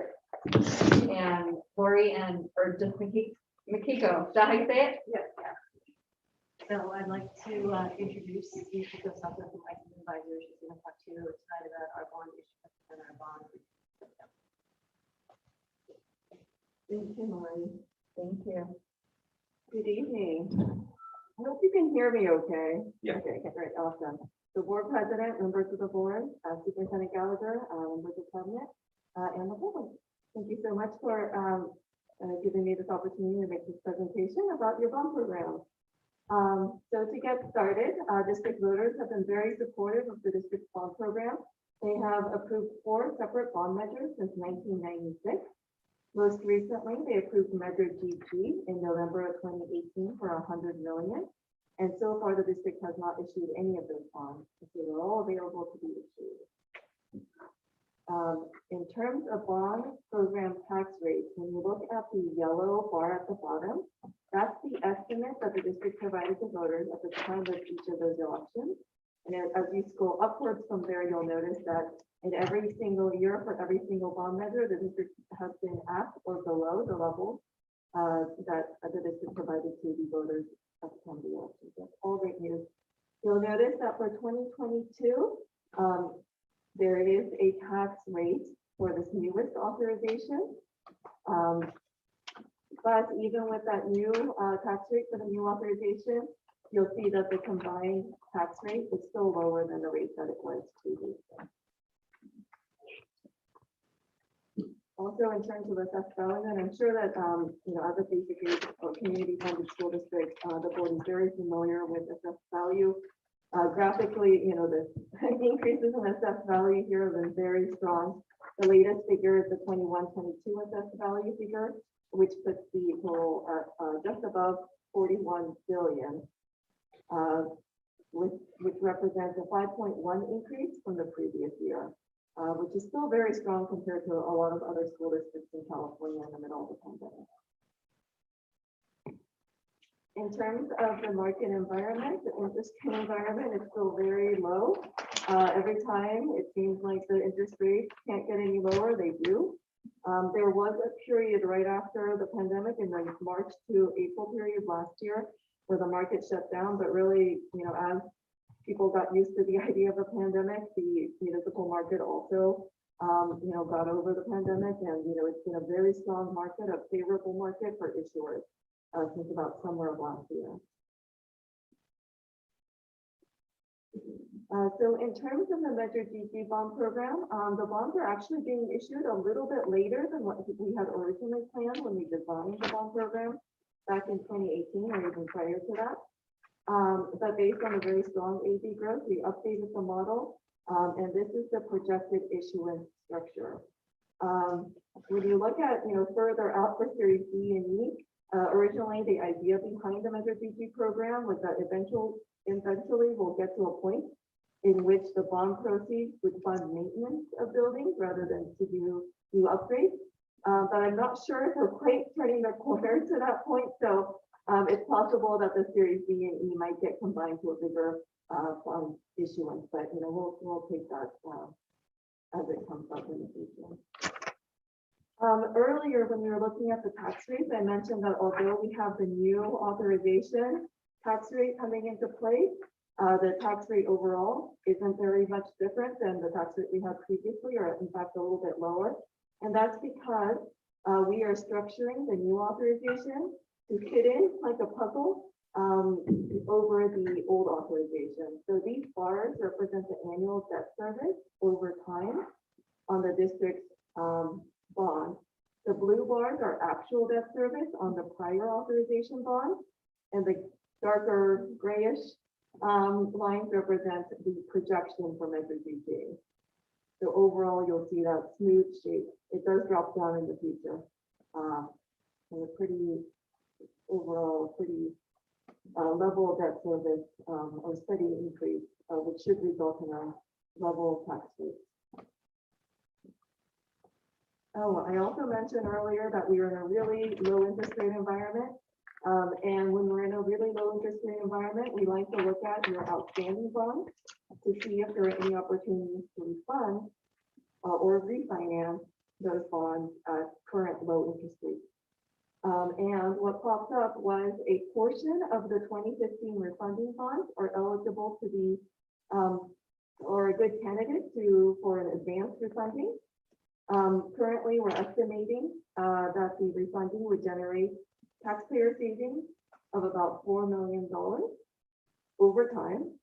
And on a present value basis, the savings would be approximately 7.4%. That's great news.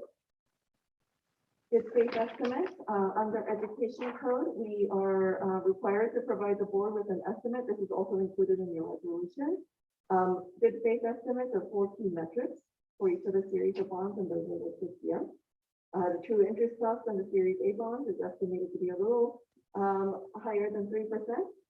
The refunding bond interest rate is projected to be a little lower at about 2.13%.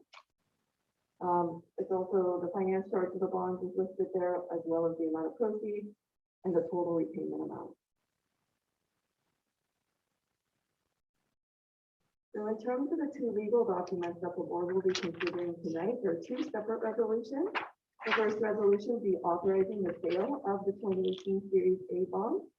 In addition to authorizing the issuance of the bond, it sets a number of parameters, including the not to exceed par amount of $30 million, the maximum term of 30 years, the maximum underwriter's discount of $3 per bond, and the maximum interest cost of 5%. In terms of the maximum true interest cost, we're actually projecting that to be significantly lower, as we saw in the earlier slide. The second resolution will be authorizing the sale of the refunding bond.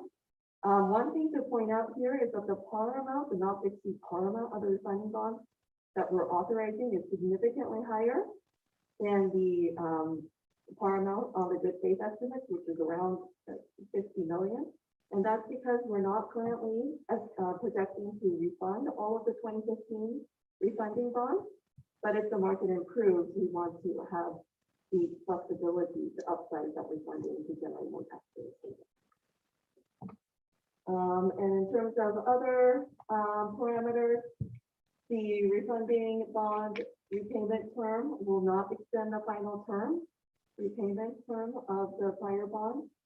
The maximum under discount is $3 per bond, as it was for the new money bonds. And finally, the PV savings. We want to make sure that the savings from the refunding generate at least 6% savings on a present value basis. The resolutions have a whole bunch of documents that you're approving in the form. The most important of which is the preliminary official statement. That is the primary disclosure document that will get circulated to investors. And that's the document that they will read to make a determination of whether they want to purchase the bonds and at what rate.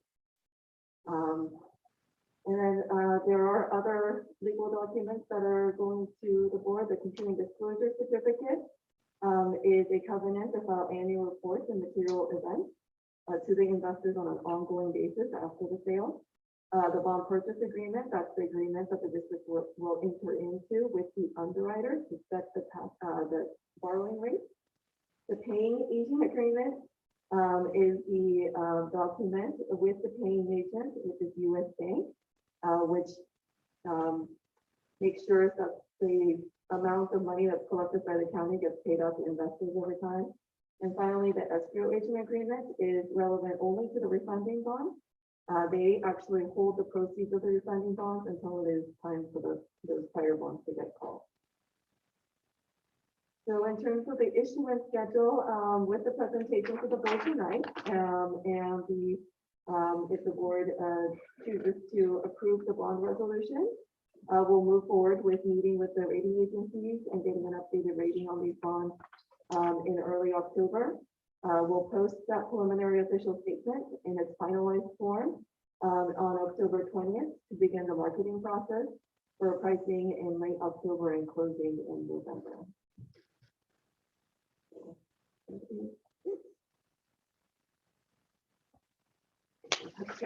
Thank you. So I think because we have this presentation for the next two items, so we'll take if there's any public comment, we'll take them on items 9A and 9B, since it's all related. Board, is there any questions or comments? Okay, thank you so much. It's very helpful. And we appreciate your expertise because we understand it enough. But we do appreciate all of your hard work in helping us. And I'd like to just say along those lines, Makiko, we appreciate your years of service in supporting the school district. That's a huge, something like this, it's so important to have someone that we trust, that we work well with. So thank you for that. Thank you. Thank you. Okay, so board, what if we let's do these two items and then we can do a 5-minute break after that? Does that sound good? Okay, so we are on to 9A. Do I have to read that entire title? There's a public comment on it or no? I'm gonna have them comment on these two Okay. because it's the same. Okay. So there's public I just comment. want to thank Lori. I want to make sure I thank Lori also. Lori, thank you for explaining this to me in detail. Really appreciate it. Okay. Hey, Sue, do I have to read out that entire title? Me asking question more than just reading it. I have to read the whole paragraph?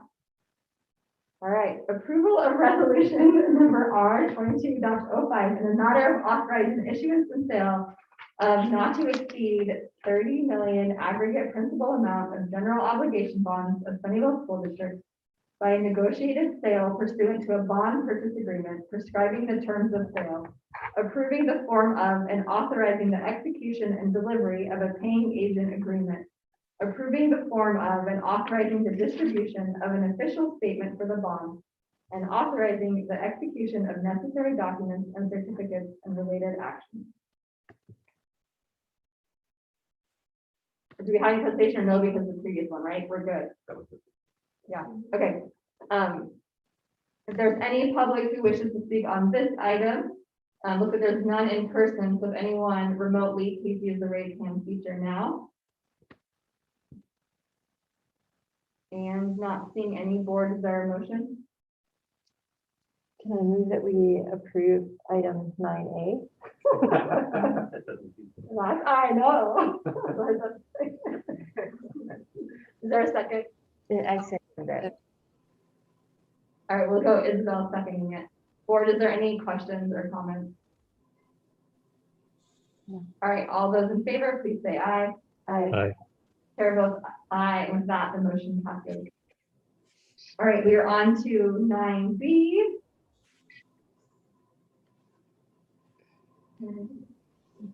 Approval of resolution number R2206 in the matter of authorizing the issuance and sale of not to exceed 110 million aggregate principal amount of 2021 general obligation refunding bonds federally taxable of Sunnyvale School District by a negotiated sale pursuant to a bond purchase agreement, prescribing the terms of sale, approving the form of and authorizing the execution and delivery of a bond purchase agreement, a paying agent agreement, an escrow agreement, and a continuing disclosure agreement, approving the form of and authorizing the distribution of an official statement for the bonds and authorizing the execution of necessary documents and certificates and related actions. If there's any members of the public, please use the raise hand feature now. All right, board, is there a motion? I move, Go ahead, Nancy.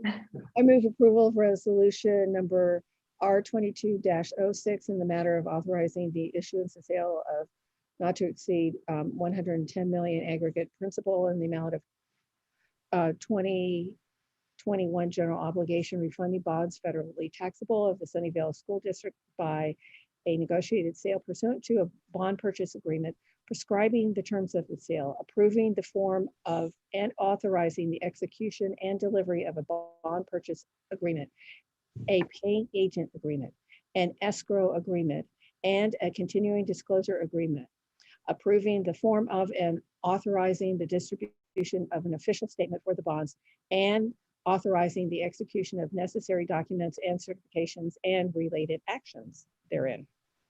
I second. Board, any questions or comments? All those in favor, please say aye. Aye. Chair votes aye, and with that, the motion passes.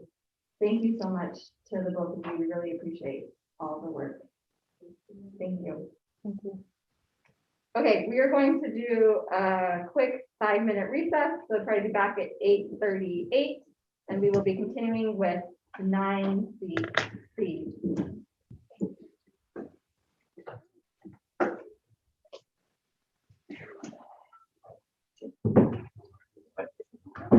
Oh, yeah. Okay.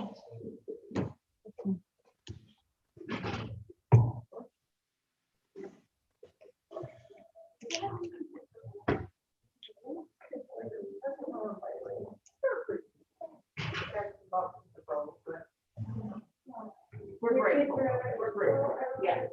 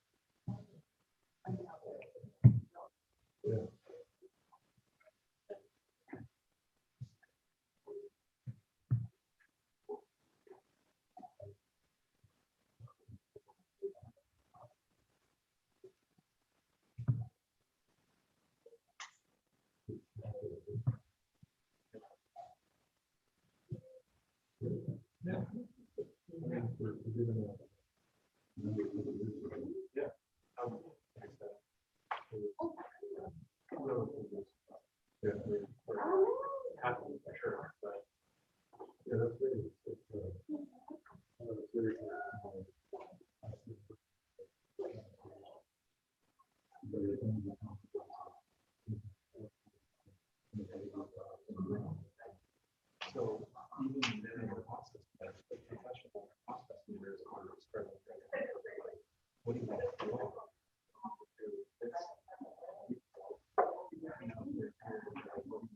Yeah.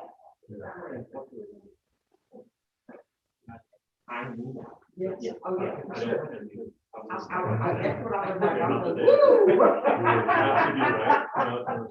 Yeah.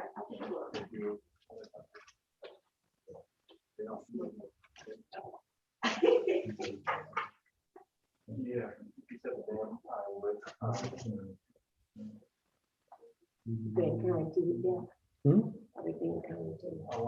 Depends on who they are. Those that always become I just taking it slow. Yeah. Trying to get used to the community I belong to. I feel trying to get over, trying to forgive myself for walking away from the last place. I feel like I feel like I'm a failure, you know? No, I'm sure we didn't know. It's, A part of success is knowing when it's time to move forward. yeah, those kids are being served. Yeah, I get it, but I remember when I was, the second class I had in my leadership program, when I first started out. And the professor said there's a lot of things you'll have to answer, but the thing you'll always have to answer. All bridges you can't die on, so you have to figure out which ones you can. So I thought that was really good advice. I was digging through, I'm kind of trying to make my office my own. And, I came across like this little sign that I had. So I couldn't post it where I worked in the county. I posted it on my wall and I sat there like looking at the wall. I said, you don't have to accept every fight you're invited to.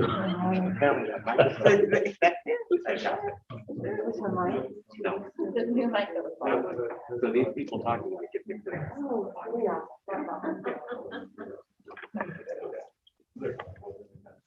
You only gave them a thumbs up. You're listening at home. Oh, no. It's reported to me that. Okay. Oh, maybe. I don't know which, like shows or something, or like, oh, but I just love living one by it. Oh, look at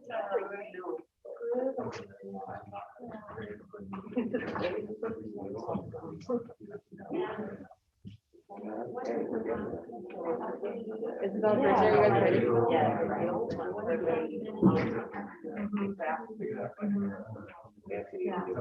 don't like maybe they were like in front of us, because we didn't know. It was always like, hey, keep it away. Like, I was like, I'll go off, then I might still get to then I have like, there's like 3 questions.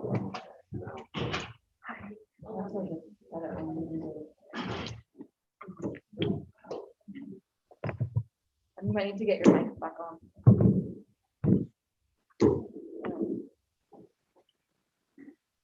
Okay, we are on to 9C, acceptance and award of the bid, Alice Elementary School Campus Modernization Increments 1 and 2. And Brant? Yes. All right. Welcome. Thanks for hanging with us. Of course, good evening, board. On September 2nd, we opened bids for the Ellis Elementary School Campus Modernization Increments 1 and 2. The low bid was submitted to us by Stossel Corporation. After performing a post-bid interview, ensuring that it is a complete and clean bid, we have elected to recommend to the board that we move forward with awarding the contract to Stossel Corporation. Thank no public in person. If there's any members of the public who would wish to speak remotely, please use the raise hand feature now.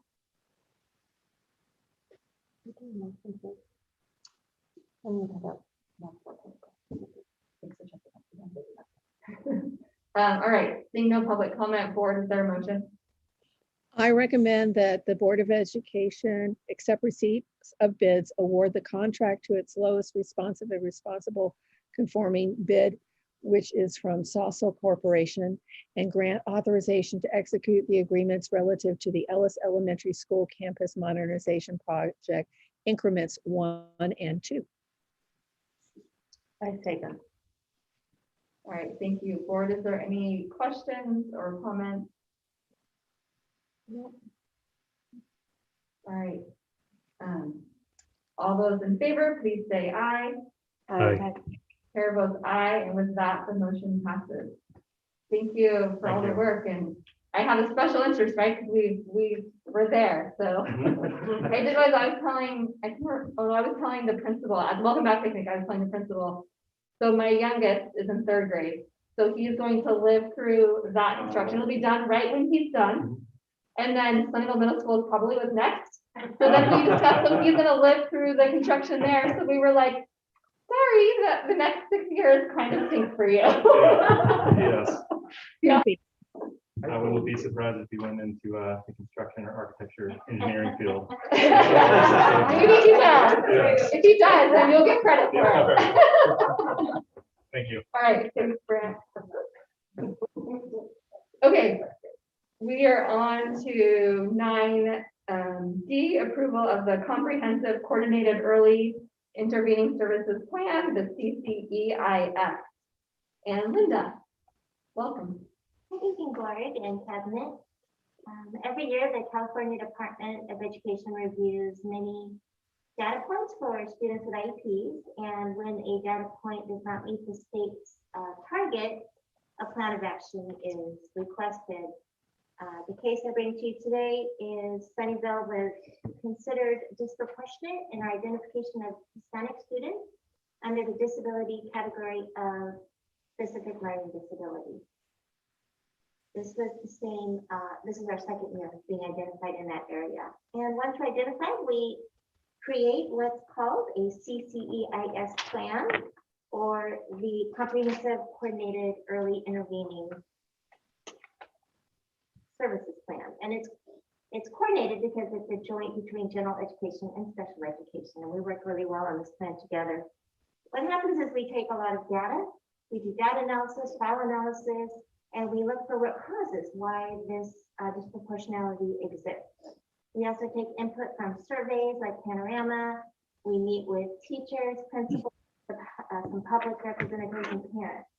We take that all into consideration and come up with what's causes. Once the causes are identified, we come up with an action plan, and that's what this plan entails. The action plan must target a very specific population of children, and the goal is to keep these children from developing their need at such a level that they will need special education. We're focusing on reading in our case because that's what really came that. The population that we chose, based on the data, were children in TK and K and 1st grade, because we found that most of the students were qualifying in 2nd and 3rd grade. So by intervening early with their reading programs, it is our hope to reduce the need for special education services for reading intervention. The campuses that we chose to target, we chose 3 campuses. And the beauty of that is if we find the plan is successful, we can then move it out to more campuses throughout our district. So it is recommended that the board approve the Comprehensive Coordinated Early Intervening Services Plan as presented. Thank you. Seeing no public comment in person, if there's anyone who wishes to speak on this item remotely, please use the raise hand feature now. And not seeing any, board, is there a motion?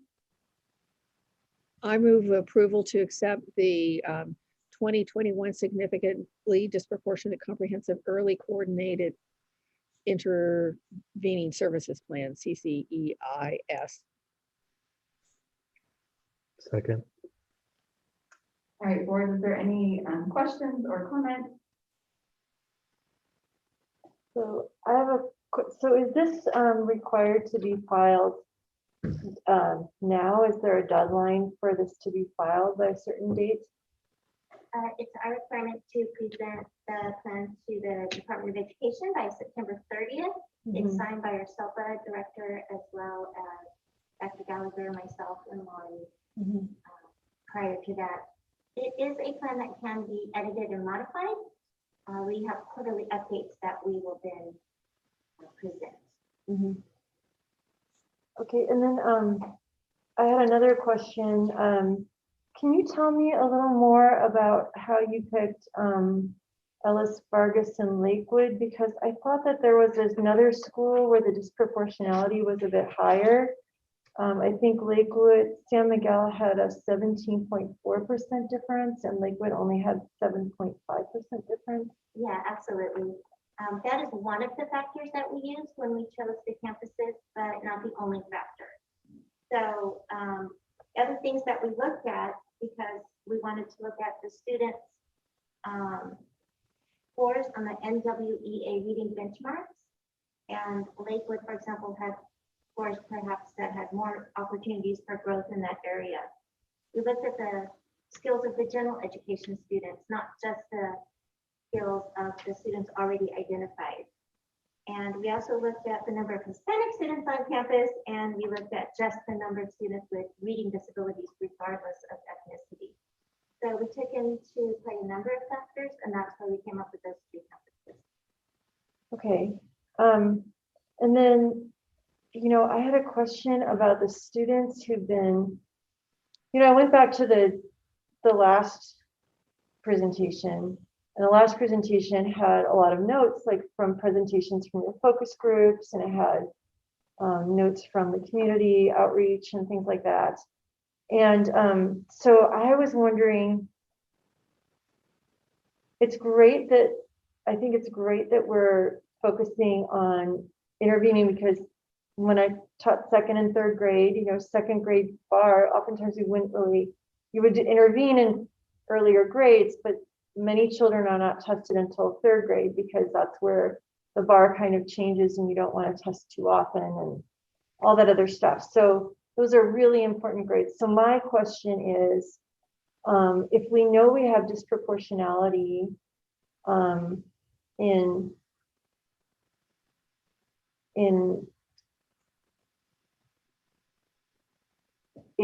recommending children who are Latinx or Hispanic into special education in 2nd and 3rd grade, is there some sort of like training or some sort of thing that is happening for 2nd and 3rd grade now? Because if we implement this plan in K1, TK1, whatever, TKK1, it's going to take a while for it to, you know, we're going to have a few more years If it's of them. successful, it'll take a few years to notice the difference in 2nd and 3rd grade. Thank you. My brain is not working. It's like I was up very early Yeah, this morning. so that idea of what are the next 2 years, what are we doing to support 2nd and 3rd graders? Well, Yeah. 2nd and 3rd grade, like that assessment process, right? Because it's very different. I mean, we're talking about institutional racism, you know, whatever we're doing for teaching, not reaching this community. I saw comments about the need for family outreach and family engagement. And so some of that's in the plan. However, it's like we're creating a deficit in learning, right? Combined with social forces and other things. So it's not just, it's how are we assessing them? Like, do we really want to say that these kids who are behind in reading, they're in 2nd and 3rd grade, are we really categorizing them as having a learning disability? Like, just because their scores are low, like, is it the same thing? Their scores are low, so they qualify. Is the plan for them the same? And then the other thing I have to say is, what about the kids who are in grades 2 through 8 now, who are already diagnosed as needing an IEP and they're on a plan? Is there some sort of other tracking we're doing? Because a student who has, exceptional needs, like physical needs or some other needs is going to be different from a child who happens to speak another language from a multilingual family. Do you know what I'm saying? Like, I'm concerned about the people who are in our system now. I'm gonna respond to what I think are all your questions. Okay. So bear with me. I'm gonna work backwards. Okay. For the students that are currently identified with IEPs in this area, we recognize that we need to be most effective in meeting their needs. And part of another, not part of this plan, because this is the general education plan, we have a plan, a special education plan is what it's actually called. And in that plan, we really thought about how our kids are scoring on the test and how quickly they are remediating on their goals. And if indeed their goals are targeted to state level standards, and are we writing IEP goals as effectively as possible? And the answer was, we could do better, and we are. So what we have going in place right now is we're piloting some very specific interventions for students with IEPs. And we looked where the holes were. Maybe it was math at this, middle school, or maybe it was ELA for K to second graders. And so we're piloting this year as we speak, some very specific interventions, curriculum for students with IEPs. And so we are feeling the urgency to work as targeted as possible for those students. We also said, but are we really identifying their needs as pinpointed as possible to be as effective as possible with our time? And so we're also identifying an assessment tool that doesn't just say, hey, they qualify. It says, and here's what they need a little more specifically than what we've been doing. So for those students, we have a very targeted plan. And then we have some workshops coming up where we're focusing on writing goals, biggest bang for the buck. We're pulling them out of class. We better be effective with our time. So yes, we are, just not through this plan. And the other part I'd like to address quickly is about the family engagement and the culturally responsive teaching that you mentioned. Something really exciting happened yesterday for the plan for last year is that we had our first meeting for our family engagement group at Vargas Elementary School with the Family Engagement Center. And that was part of last year's plan that carries through with the same group of students. It was such a blessing. The teachers were responsive, the parents were responsive. FEI is an amazing organization. We have a grant through the County Office of Education, and they asked if Sunnyvale could partner with them in Mala Health and pointed those to us for this plan. And we have this group of Hispanic parents, but not exclusively, but largely. We have some other cultures represented, but we know that we want to promote literacy and culture and connections between the school and the teachers. So they're meeting every other week. We provided them with devices and hotspots. We're going to meet remotely. And there was this moment where the presenters read a book to the parents. And they said, how do you feel? And the parents said, well, we feel great.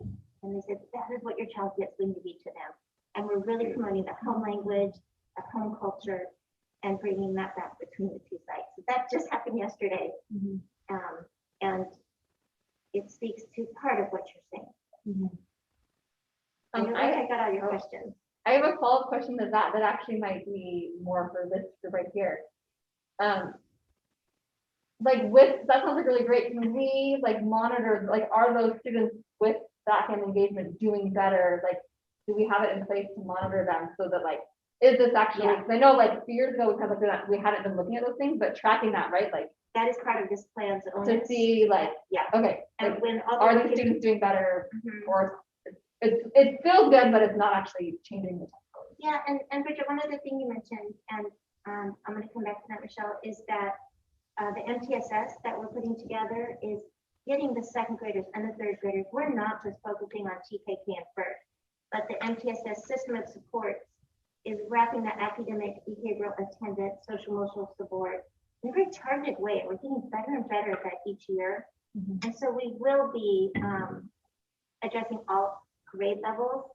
This plan is just focused on this in this one portion. And yes, Michelle, part of the plan, the onus is to track to see if it made a difference. So we're tracking them through third grade because that's when they were qualifying most readily for specific learning disability. And so we'll have of that group, which of these kids accessed the MTSS, which kids came to our parent group, which kids, how they did and how much intervention they had. So we are tracking them. That's great. Well, I'm excited, like all these different things, but I'm sure not all of these things from this plan and also the other bigger I should kind of ask about.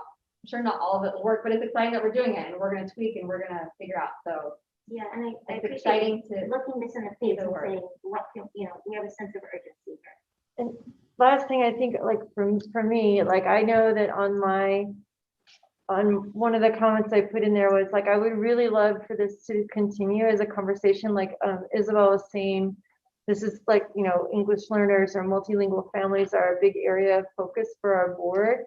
And I think it said, I saw the answer, it said, I would love to be a part of this conversation. Was that you that answered that? So I think this would be great for a board discussion session, because I think we all have a lot of ideas about, from TK, preschool and TK all the way up through 8th grade, what that English learner experience is in our district and what the family's experience is. So I would just, I appreciate all the work that's gone into this document. I understand it's something that we have to file, and I appreciate the attention that everybody, the whole team in the district's put on it. So. Yeah, definitely. Yes, this should be a part of an ongoing conversation and ongoing focus on the Hispanic community and the multilingual community, and trying to see, every reason and all the reasons why they are outnumbered and why they are always in the back.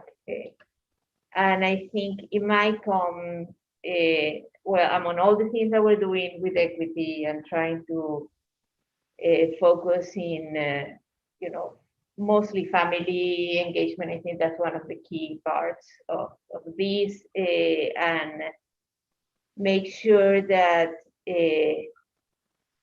that we also everybody receive enough training for try to have a very how do we say this, informed community, staff, teachers, everybody, that all the stockholders, in our community, about racism and about how to engage with each other in an equitable way and unbiased way. However, we are.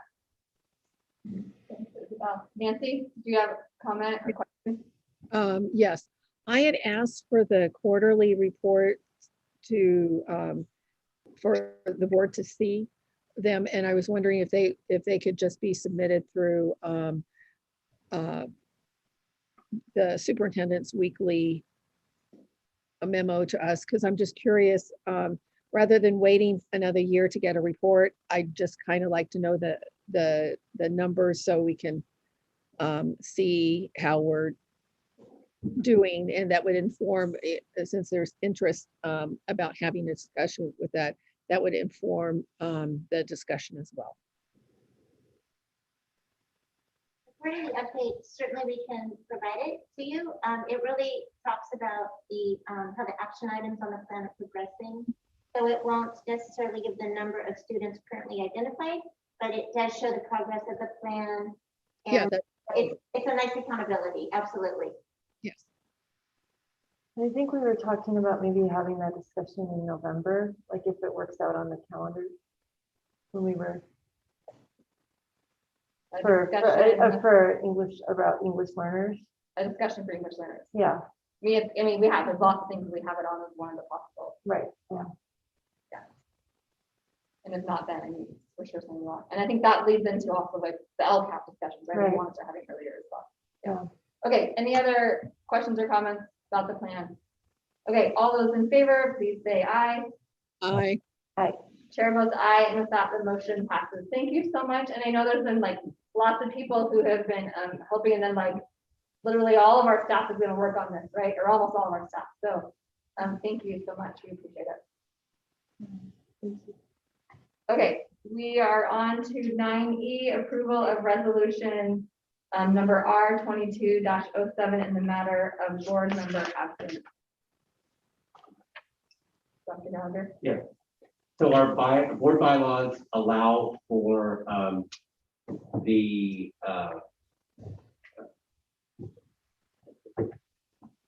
I guess excusal of board member absences when the board deems that it's an acceptable reason. And so Ms. Newkirk was absent on August 12th due to hardship.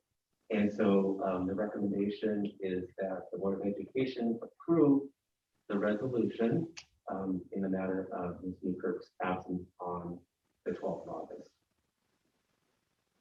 Thank you. I don't see any public comment in person. If there's any remote public comment, please use the raise hand feature now. And not seeing any boards or motion.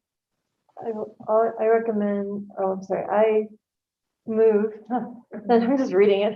I move the board approve resolution R2207 in the matter of board member absent. I second. Thank you. Board, is there any questions or comments? So my question, for us to like have it, I think, clear moving forward. I don't know if we can like do it right now, it needs to be separate, but I think having like, what is, like, do we want to have a clear thing of hardship if someone just says it's a hardship? Like I missed a board meeting and didn't get paid for it. I mean, there might be different circumstances, right? But I think having it very clear of like what you get, like what is excused and what is not excused for getting paid, I think would be helpful moving forward, just so we're like, we all, like, everyone's treated the same with it, right? I just think that would be an appropriate, so I don't know, like. I saw policy on it once, but could be wrong. So I mean, the policy was attached, and the policy just says hardship deemed acceptable by the board. Yeah. So that was very, in my mind, and maybe we want to open, maybe we just want to open and we just say if the person says. I think it would that's the be, case. I mean, I think that we don't, in general, I think that we don't know what extenuating circumstances people are always facing. And I don't know that we want to like limit it in such a way. I think, if somebody's trying to skip a board meeting to go to happy hour and they want to get paid, that's totally different than, if someone has something and they may not want to say it in a public board meeting of like what it was. It is, because a lot of it's personal. Yeah, so I mean, I think that. And also something that can be a hardship for me might not be for you, or I don't know, we have different levels of, I don't know, we can handle stress in different ways. Somebody can lose it in a particular situation that maybe I don't, or I can lose it in a particular situation that you want. So I think that we should trust each other if we have a hardship. And if someone asks, like say, hey, this was, I'd like to be reimbursed for this because this was a situation of hardship. Yeah. I think we could, I'm willing to respect that. Yeah. So this would be my suggestion for staff moving forward, right? Like I'm fine with that idea, but like I said, I think that needs to be communicated to everybody, right? Like I missed out on an opportunity, right? Because I didn't understand this stuff. I didn't know. So yeah. So what I would, maybe in our governance handbook, we can add a piece or like make note, maybe adding to when we are training a new board member, letting them know, like you only get paid if you attend, but then having this board policy with the blurb there, so it's very clear for board members. So like everyone's on the same playing field with it. Does that make sense? Is it in the governance handbook? There's information about the stipend and then referring back to the Bible. So it doesn't explicitly say. Yeah, so not the whole Bible, but just like taking that essentially the little blurb that was here. I think having that in there and then like sharing that with new people, I think would be helpful. Does that work? Does that go with all of you guys? So it's just like I agree with you. I mean, I think we don't need to spell it out, but having the how it works spelled out for everyone to know it. Okay, awesome. Okay, all those in favor, please say aye. Aye. Chair votes aye, and with that, the motion. I'm abstaining. Okay. Okay. All right, we are on to our another presentation. It's the report on the 10A, the report on technology update devices and networks. And I believe that's Jen. Do you mind if I present from here, or would you like me to go up to the podium? I can see it. Excellent, all right. All right, good evening, board members and public, and those of you on Zoom at home. It's my pleasure to bring you a timely snapshot of our current status of the district's network and technology devices. Thank you so much. So I think this was requested at the end of last year. It took us a little while to put it together, but I think our timing right now is perfect in now that we're a month into our return in person of instruction happening at our school. I'm going to start off with this timeline, and it actually, this is kind of how my brain works. I think of these in these chunks of 3 months. I was remiss a little bit to add a little bit of information on the far left red dot. There was a little bit missing, which I wanted to make sure I called out. So I wanted to give a special shout out to the school sites and our IT team for doing a fantastic job of recollecting all of the devices that were deployed during distance learning last year, reprovisioning them, working with the school sites and the summer school teams to get those devices back out to support summer school, including hotspots. Meantime, then cleaning up the rest of the devices to make sure that all of those were ready to go on the first day of school. So our IT team, and we were able to fortunately bring on some short-term summer help. They were just running around all during the school, the summertime, as evidenced by the e-waste item you approved last time. It was quite the effort. So I just really wanted to make sure that I called that out. In addition, we were fortunate to find a fantastic employee. One of the short-term employees is now the computer specialist at Columbia Middle. So we got a twofer on that one. Some great, as well as a fantastic employee. Excellent. So July 1. Basically, our main goal was to make sure that all of the devices that were hastily kind of deployed last year, and there was just, I can't say enough about the school sites, making sure that the students and staff had the devices they needed to operate in the virtual environment, to bring those back and make meaning of that for this year. So we were able to start off the school year, I'm happy to say, with all the right parts in the right places. This involved a lot of communication with the school site. So we had conversations with each individual principal about what they thought they needed to open this year. So that happened back right in kind of the middle of summer. The tech team made sure that we had enough stock on hand, had to move some devices around, and then we had everything in place the week prior to the start of school in order to make sure we had a successful launch. What things we're looking forward to, the fact that we're almost to the end of September, so quarter 2 is going to start for October. This is kind of now where we're in this messy middle now, where we're trying to get a handle on all of the devices and technology that's out there. So our 3 main goals are we're going to be establishing a standardized catalog for major purchases. So right now, in order for us to be able to support, we need to make sure that there's standard devices at each site, so that they're not buying different things in order for us to make sure we know how they operate, we can support and replace.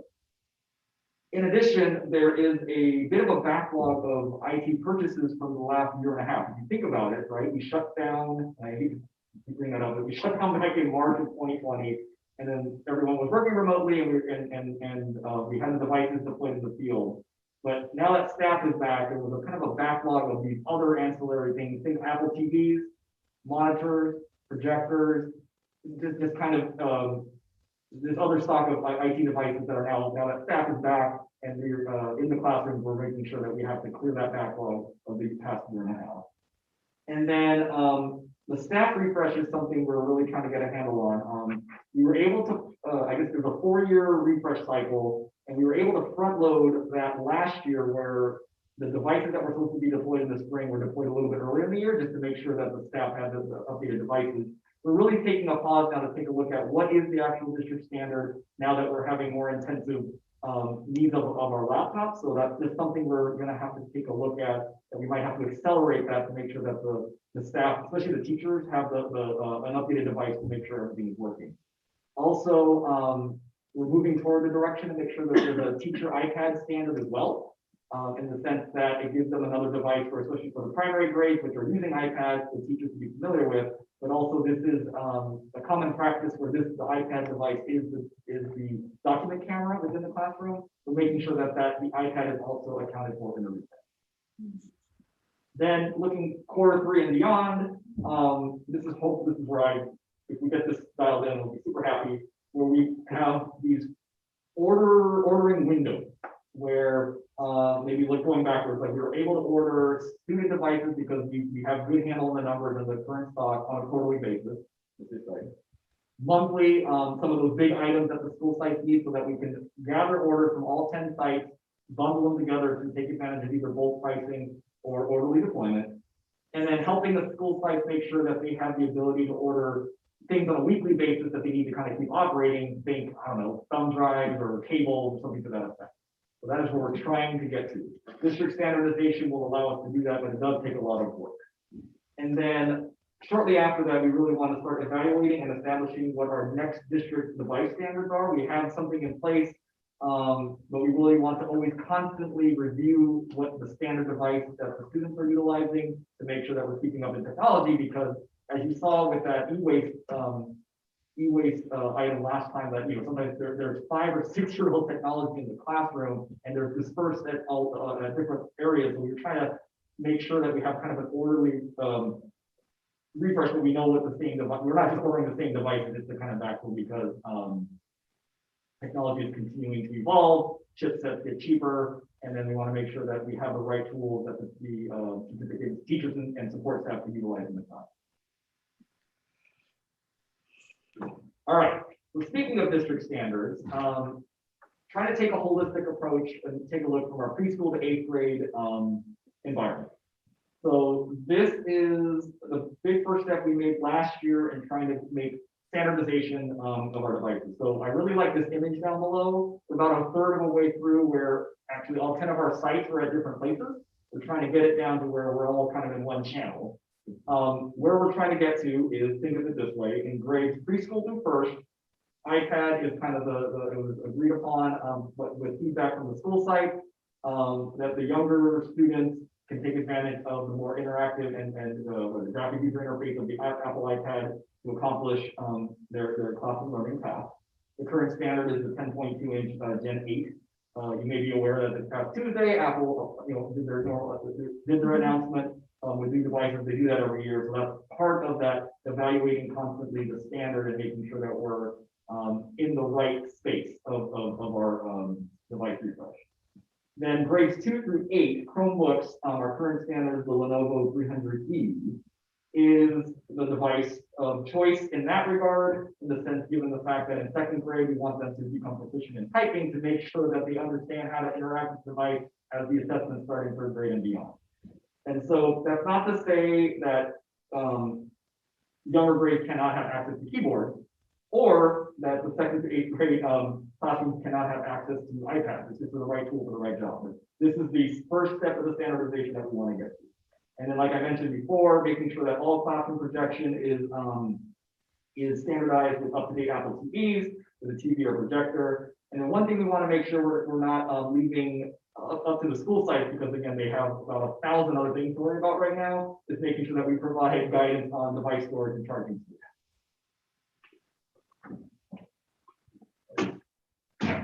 All right, everyone must know, like, we blew out a lot of devices in the last board meeting. Yeah. Okay, I'm gonna slow down. as directed by this, plus my glasses are getting fogged up. I should have known that I'm getting rolling here. So, all right. So you're probably wondering how many devices are still left in our schools, given that vast e-waste project that we did. And I appreciate your support in that. That was about a 7-year cleanup right there. So these are the existing devices in our schools at this time as of last week. And again, this is an evolving list. Please don't take this to be exact, because again, devices are kind of falling out of service. We're finding now that staff's back on site, just here's what this iPad, here's this, a couple of Chromebooks, that were, obsolete.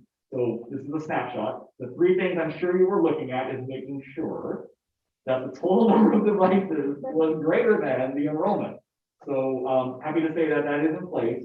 In addition, we took a step toward the standard that I just mentioned, with the deployment of Chromebooks in the upper grades this year. So 2 years ago, because we had 3 different types of school sites, there was an iPad heavy, a Chromebook heavy, and a 50-50. This list would have looked vastly different 2 years ago, where you would see, I don't know how to describe it, the Chromebook column and the iPad column would show that disparity. We're getting closer, and that's evidence of that we're making progress toward our district standards. In addition, middle schools, happy to say that both sites have deployed a one-to-one model to kind of based off of last year's success. So the students are bringing, they're taking home the device to leverage the kind of the blended input classroom and learning at both sites. However, so we are actually, this district standardization progress is paying dividends in the sense that we were able to deploy, this is just one example, with all the devices going home at CMS, they had carts. So we were deploying Chromebooks to upper graded elementary sites who didn't have a charging or storage solution. So we were able to take those carts from CMS and deploy them to some school sites, which is giving us some efficiency. However, also not forgetting about CMS, to support their one-to-one take-home program, what they really need are chargers, because that's probably the #1 thing that is either misplaced or forgotten. So we're trying to support them in that way. So that's just one example. So I'm happy to say both CMS and SMS have implemented take-home one-to-one for their students. And then lastly, and Linda took off, but we are making a concerted effort to make sure we recognize preschool, even though they are represented at multiple sites as an entity in its own right, to make sure that they have the devices and technology they need to be successful for their particular age group. Wanted to add the network infrastructure briefly, in the sense that the devices are fantastic. So you can imagine our meeting right now would be working well unless we weren't connected to the internet. So the network is really the lifeblood of what ties the devices to the interweb or the world. So wanted to just make sure 2 areas of interest from the board I had heard was making sure that our hotspot fleet deployment is still in effect. So again, we have about 1,200 hotspots. We left 600 of them deployed from last year into this year. We were able to collect roughly 600, clean them up and get them out. We are staging those 600 devices in batches at each school site now, for them to meet the demands of anybody who, any parent or student who is now saying that they still need connectivity for communication. Like Linda was mentioning the parent workshops, and even had a request that came from the city that 2 of our parents had made a request to the city, so the city needed to refer them back, so we're making sure that everyone is covered. So our hotspot fleets are still out and working hard for us, even though students are back in school. In addition, we were able to take 30 of the devices as well, stage them in the front offices in case of power outage or something. It gives the front office the ability then to still maintain connectivity, to try to deploy messages to staff as an emergency backup. And then eventually, when we get back to even more normal than we are now, and conferences or different types of things are happening, we are, from a cybersecurity standpoint, really encouraging our staff to take hotspots with them when they go, so that they're not jumping on public Wi-Fi and opening up potentially a risk of data breaches from their laptops. Because a principal's laptop with all of our data dashboards has a lot of information, so we really want to make sure we're protecting that. And I should not have said that out loud in public session. So principal laptops are fine. All right. And then the network is something that we've been really paying attention to last year. So when the school sites, for the most part, were shut down, we took the advantage of conducting a network audit, where we brought in a third-party consultant in order to just kind of assess our network coverage with our access points. We were able to identify some gaps. And in addition, if you recall, when we were returning in person in the spring, we wanted to make sure that the school sites had as much coverage as possible. So we were able to add internet coverage into the gyms and multi-uses at both middle schools, including and upgrading the library there in order to support both their supervised learning groups, as well as I think they were needing overflow rooms. And And then really, we're able to pinpoint about a half a dozen classrooms and offices that had either a lack of coverage that we were able to detect. And so we, a special recognition of our network administrator, Michael Starr, who was able then to kind of in between everything else he's doing, kind of stabilize that. One for the front office at Cumberland was one example. I think SMS office, just as a couple of examples. And then wanting to mention the boardroom as part of that, again, the great job that Aaliyah and Jesus are doing to kind of put together this like remote broadcasting board meeting. We only had 2 data drops in here. And so we're also taking a look at that pretty much, we need more. One of the data drops is around the corner, which is basically powering the access point, which gives the coverage here. There's one over here. You can't see it, but we have to pack together. There's a switch where Nancy Dukert sits. So Nancy, when you come back, please don't pick it. But it's we're having to piece these together. So we're trying to then actually say what it would take then to take us to the next level to provide the coverage that we need. So that's being included in the board.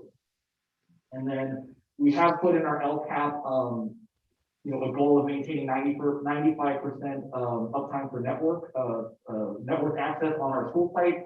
We've also added monitoring and monitoring software to make sure that we understand when the network goes down, because the network is really a living and breathing thing. It can be impacted even by airplanes going overhead, intermittent power outages, even a power surge can knock down and take the server switches another 10 minutes at a particular school site, even in one area, to boot back up. So we're trying to add battery backup to make sure and stabilize all that. There's just a lot going on the back end because when the internet doesn't work, then nothing works. So I wish I thought about that statement more. There's a lot there, but you get what I'm saying. All right. The last part here is our continuing challenges then in supporting IT, the devices and the network. There's still a continuing supply chain issue. So we're still 3 to 4 weeks out for any kind of substantial order of homework. So we really need to be forward thinking in our planning just to make sure we don't have that, or we have to account for that lead time. I mentioned already the proactive network maintenance. Maintaining tech support, this is obviously something that really came to the forefront. So I really want to give our help desk some recognition in the sense that we're trying to identify problems in this and then create documentation. So documentation really is our keyword in the sense that if there's an answer that is provided to one, how to try to best make that available if someone else is experiencing that similar problem. So we're looking at ways and we're entertaining, not sure if we're quite there yet, but even having like the concept of office hours, making this up, like on a Tuesday at 3, just for anyone to come in and make sure if they have questions on PowerSchool or anything, we're going to try to figure that out. And then long-term planning is the next piece, just because we're pretty good now. We saw all the devices that are at our school site, staff is back and working hard, but then what is, once that arrow comes together and we've identified our standards, how do we keep that going and staying ahead of what we need and providing the access to the instructional tools to assist student learning? So long-term planning is code for the tech plan, which we blew through pretty quick. As soon as you approved it and we had shut down, devices went out, and so we're way ahead of that. So we are having that on our radar. This item is providing like some of the framework or infrastructure for the tech plan. And so that will be coming. Again, I can't promise this year because of all that other intermediate work, but it's going to all merge together to have all of these parts because we're still missing the instructional use applications in those types of things. So that is my report on the status of our district technology and network. Thank you, Jeremy. Seeing no public comment in person, if there's anyone who wishes to comment on this item remotely, please use the raise hand feature now. And not seeing any board, is there any questions or comments on the presentation? Bridget? So you mentioned about the middle schools being 1-to-1, and that made me think about all of and I know you mentioned the idea of needing extra chargers at Columbia Middle School, and I'm sure SMS has the same issue. Like who like, is that set up, like, do you have an order for extra chargers for all the Chromebooks? Because I think, like, I've been in classrooms where like at least 2 or 3 kids out of every class throughout the day, like, probably forgets to charge their thing at home. And so even though we want them to, and we tell them to, and they know they should, and they thought about doing it, for some reason, they don't have that in their backpack. And the teacher probably You doesn't don't have. want it in their backpack because then it makes it even heavier. So they don't, yeah, so they don't have it with them, even though normally they would leave it at home where it's charging all the time, but they remembered, oh, jeepers, I didn't charge it. And so they bring it with them in their backpack just that one day, but they didn't because they left it in the wall. And so there's like at least 2 or 3 kids in the room, and a couple of things like about like for facilities and space planning, when you guys are doing the master plan, they're, you know, a tripping hazard, right? Like completely, because there's if they don't scooch the desk over enough. But also like where did the extra 2 or 3, like nobody has 2 or 3 chargers in their room right now, do they? Or like are we There's the idea of like making sure that each teacher has a few chargers for when the few. kids die. Because especially if they're a class of like, they have classes of 30, 34 kids, 32 kids. Yeah. So I think, yes, so we are providing that, again, that's why the standardization of the device is super helpful to make sure that we have a uniform charger. We're in communication with both sites about making sure that they have the chargers that they need. And I don't know the exact setup at SMS, I haven't had a chance to, but the CMS, they have a check-in, check-out process where the students, they know now if they forget their Chromebook, first of all, or a charger, they go to I think the library in order to check in and check that out.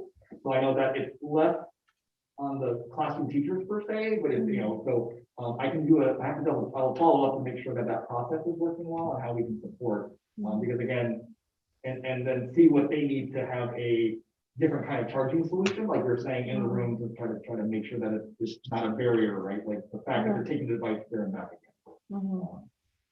So Okay. yeah. And then, so is that out of like a technology budget, or like are the schools paying for that?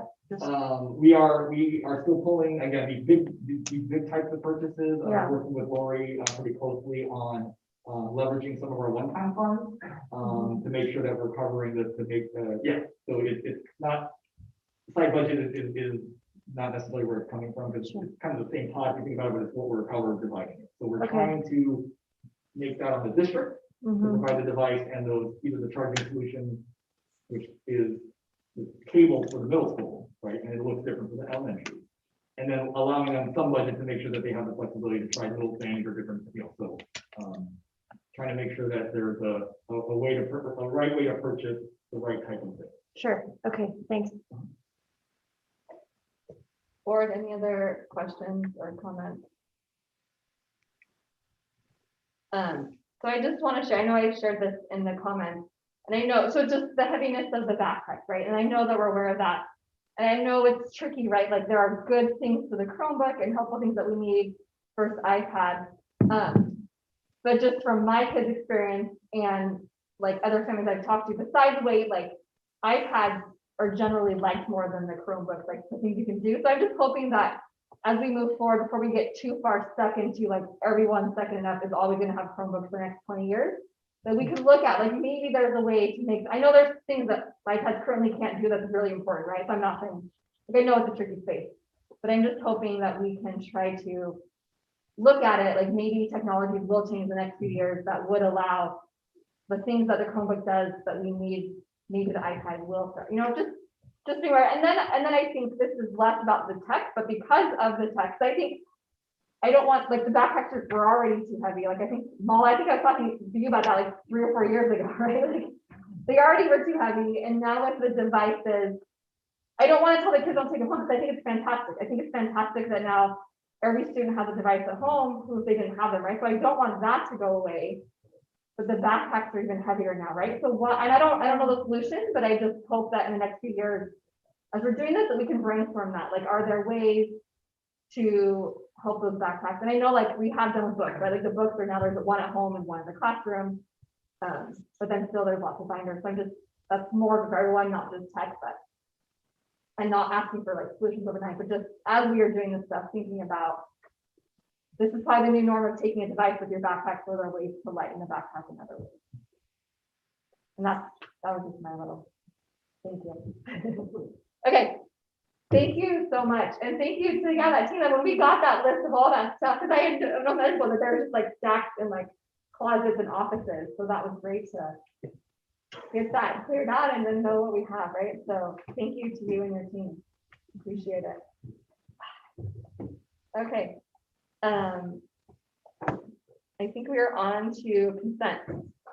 Item 11. If there's any members of the public remotely who wish to speak on this item, please use the raise hand feature now. Not seeing any. Board, is there a motion? I move that we approve the consent agenda. I'll second that. Board, is there any questions or comments? All right, all those in favor, please say aye. Aye. Chair votes aye, and with that, the motion passes. And there is no closed session tonight, so we are on to future meetings. So it is Thursday, October 7th, and we have the special board meeting that starts an hour before at 6 o'clock. And that's where related to the CBR, the trustee area. So then we will have hopefully, I know we've already been sending out a lot of information. Thank you, Aaliyah, out to the community, but hopefully we can also help with spreading the word. Because I think in October is where we really do want the maps are going to come and we want information. So that first hour is that public hearing about the maps. And then our regular meeting will be following that at 7 p.m. and both are here in the district office. And if there's not anything else. What's the question? So you're saying that we cannot move a regular board meeting? Is that true? Yeah, that's what makes it a regular board meeting, is that it's at a regularly scheduled time. That's on the calendar. Okay. Yeah. Okay. That's why we had to have a special board meeting before the 7 p.m. meeting because that's at a different time. Okay. It'll be okay. Okay. Life goes on without me sometimes. Okay, just checking. All right, thanks. All right, and with that, I adjourn our meeting at 9:32. Thank you, everybody. Thank you.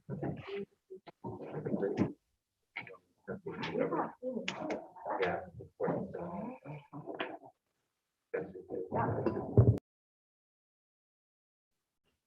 Bye. Bye, Abrina. Bye, Aliyah. Hi, everyone. Take care. Bye.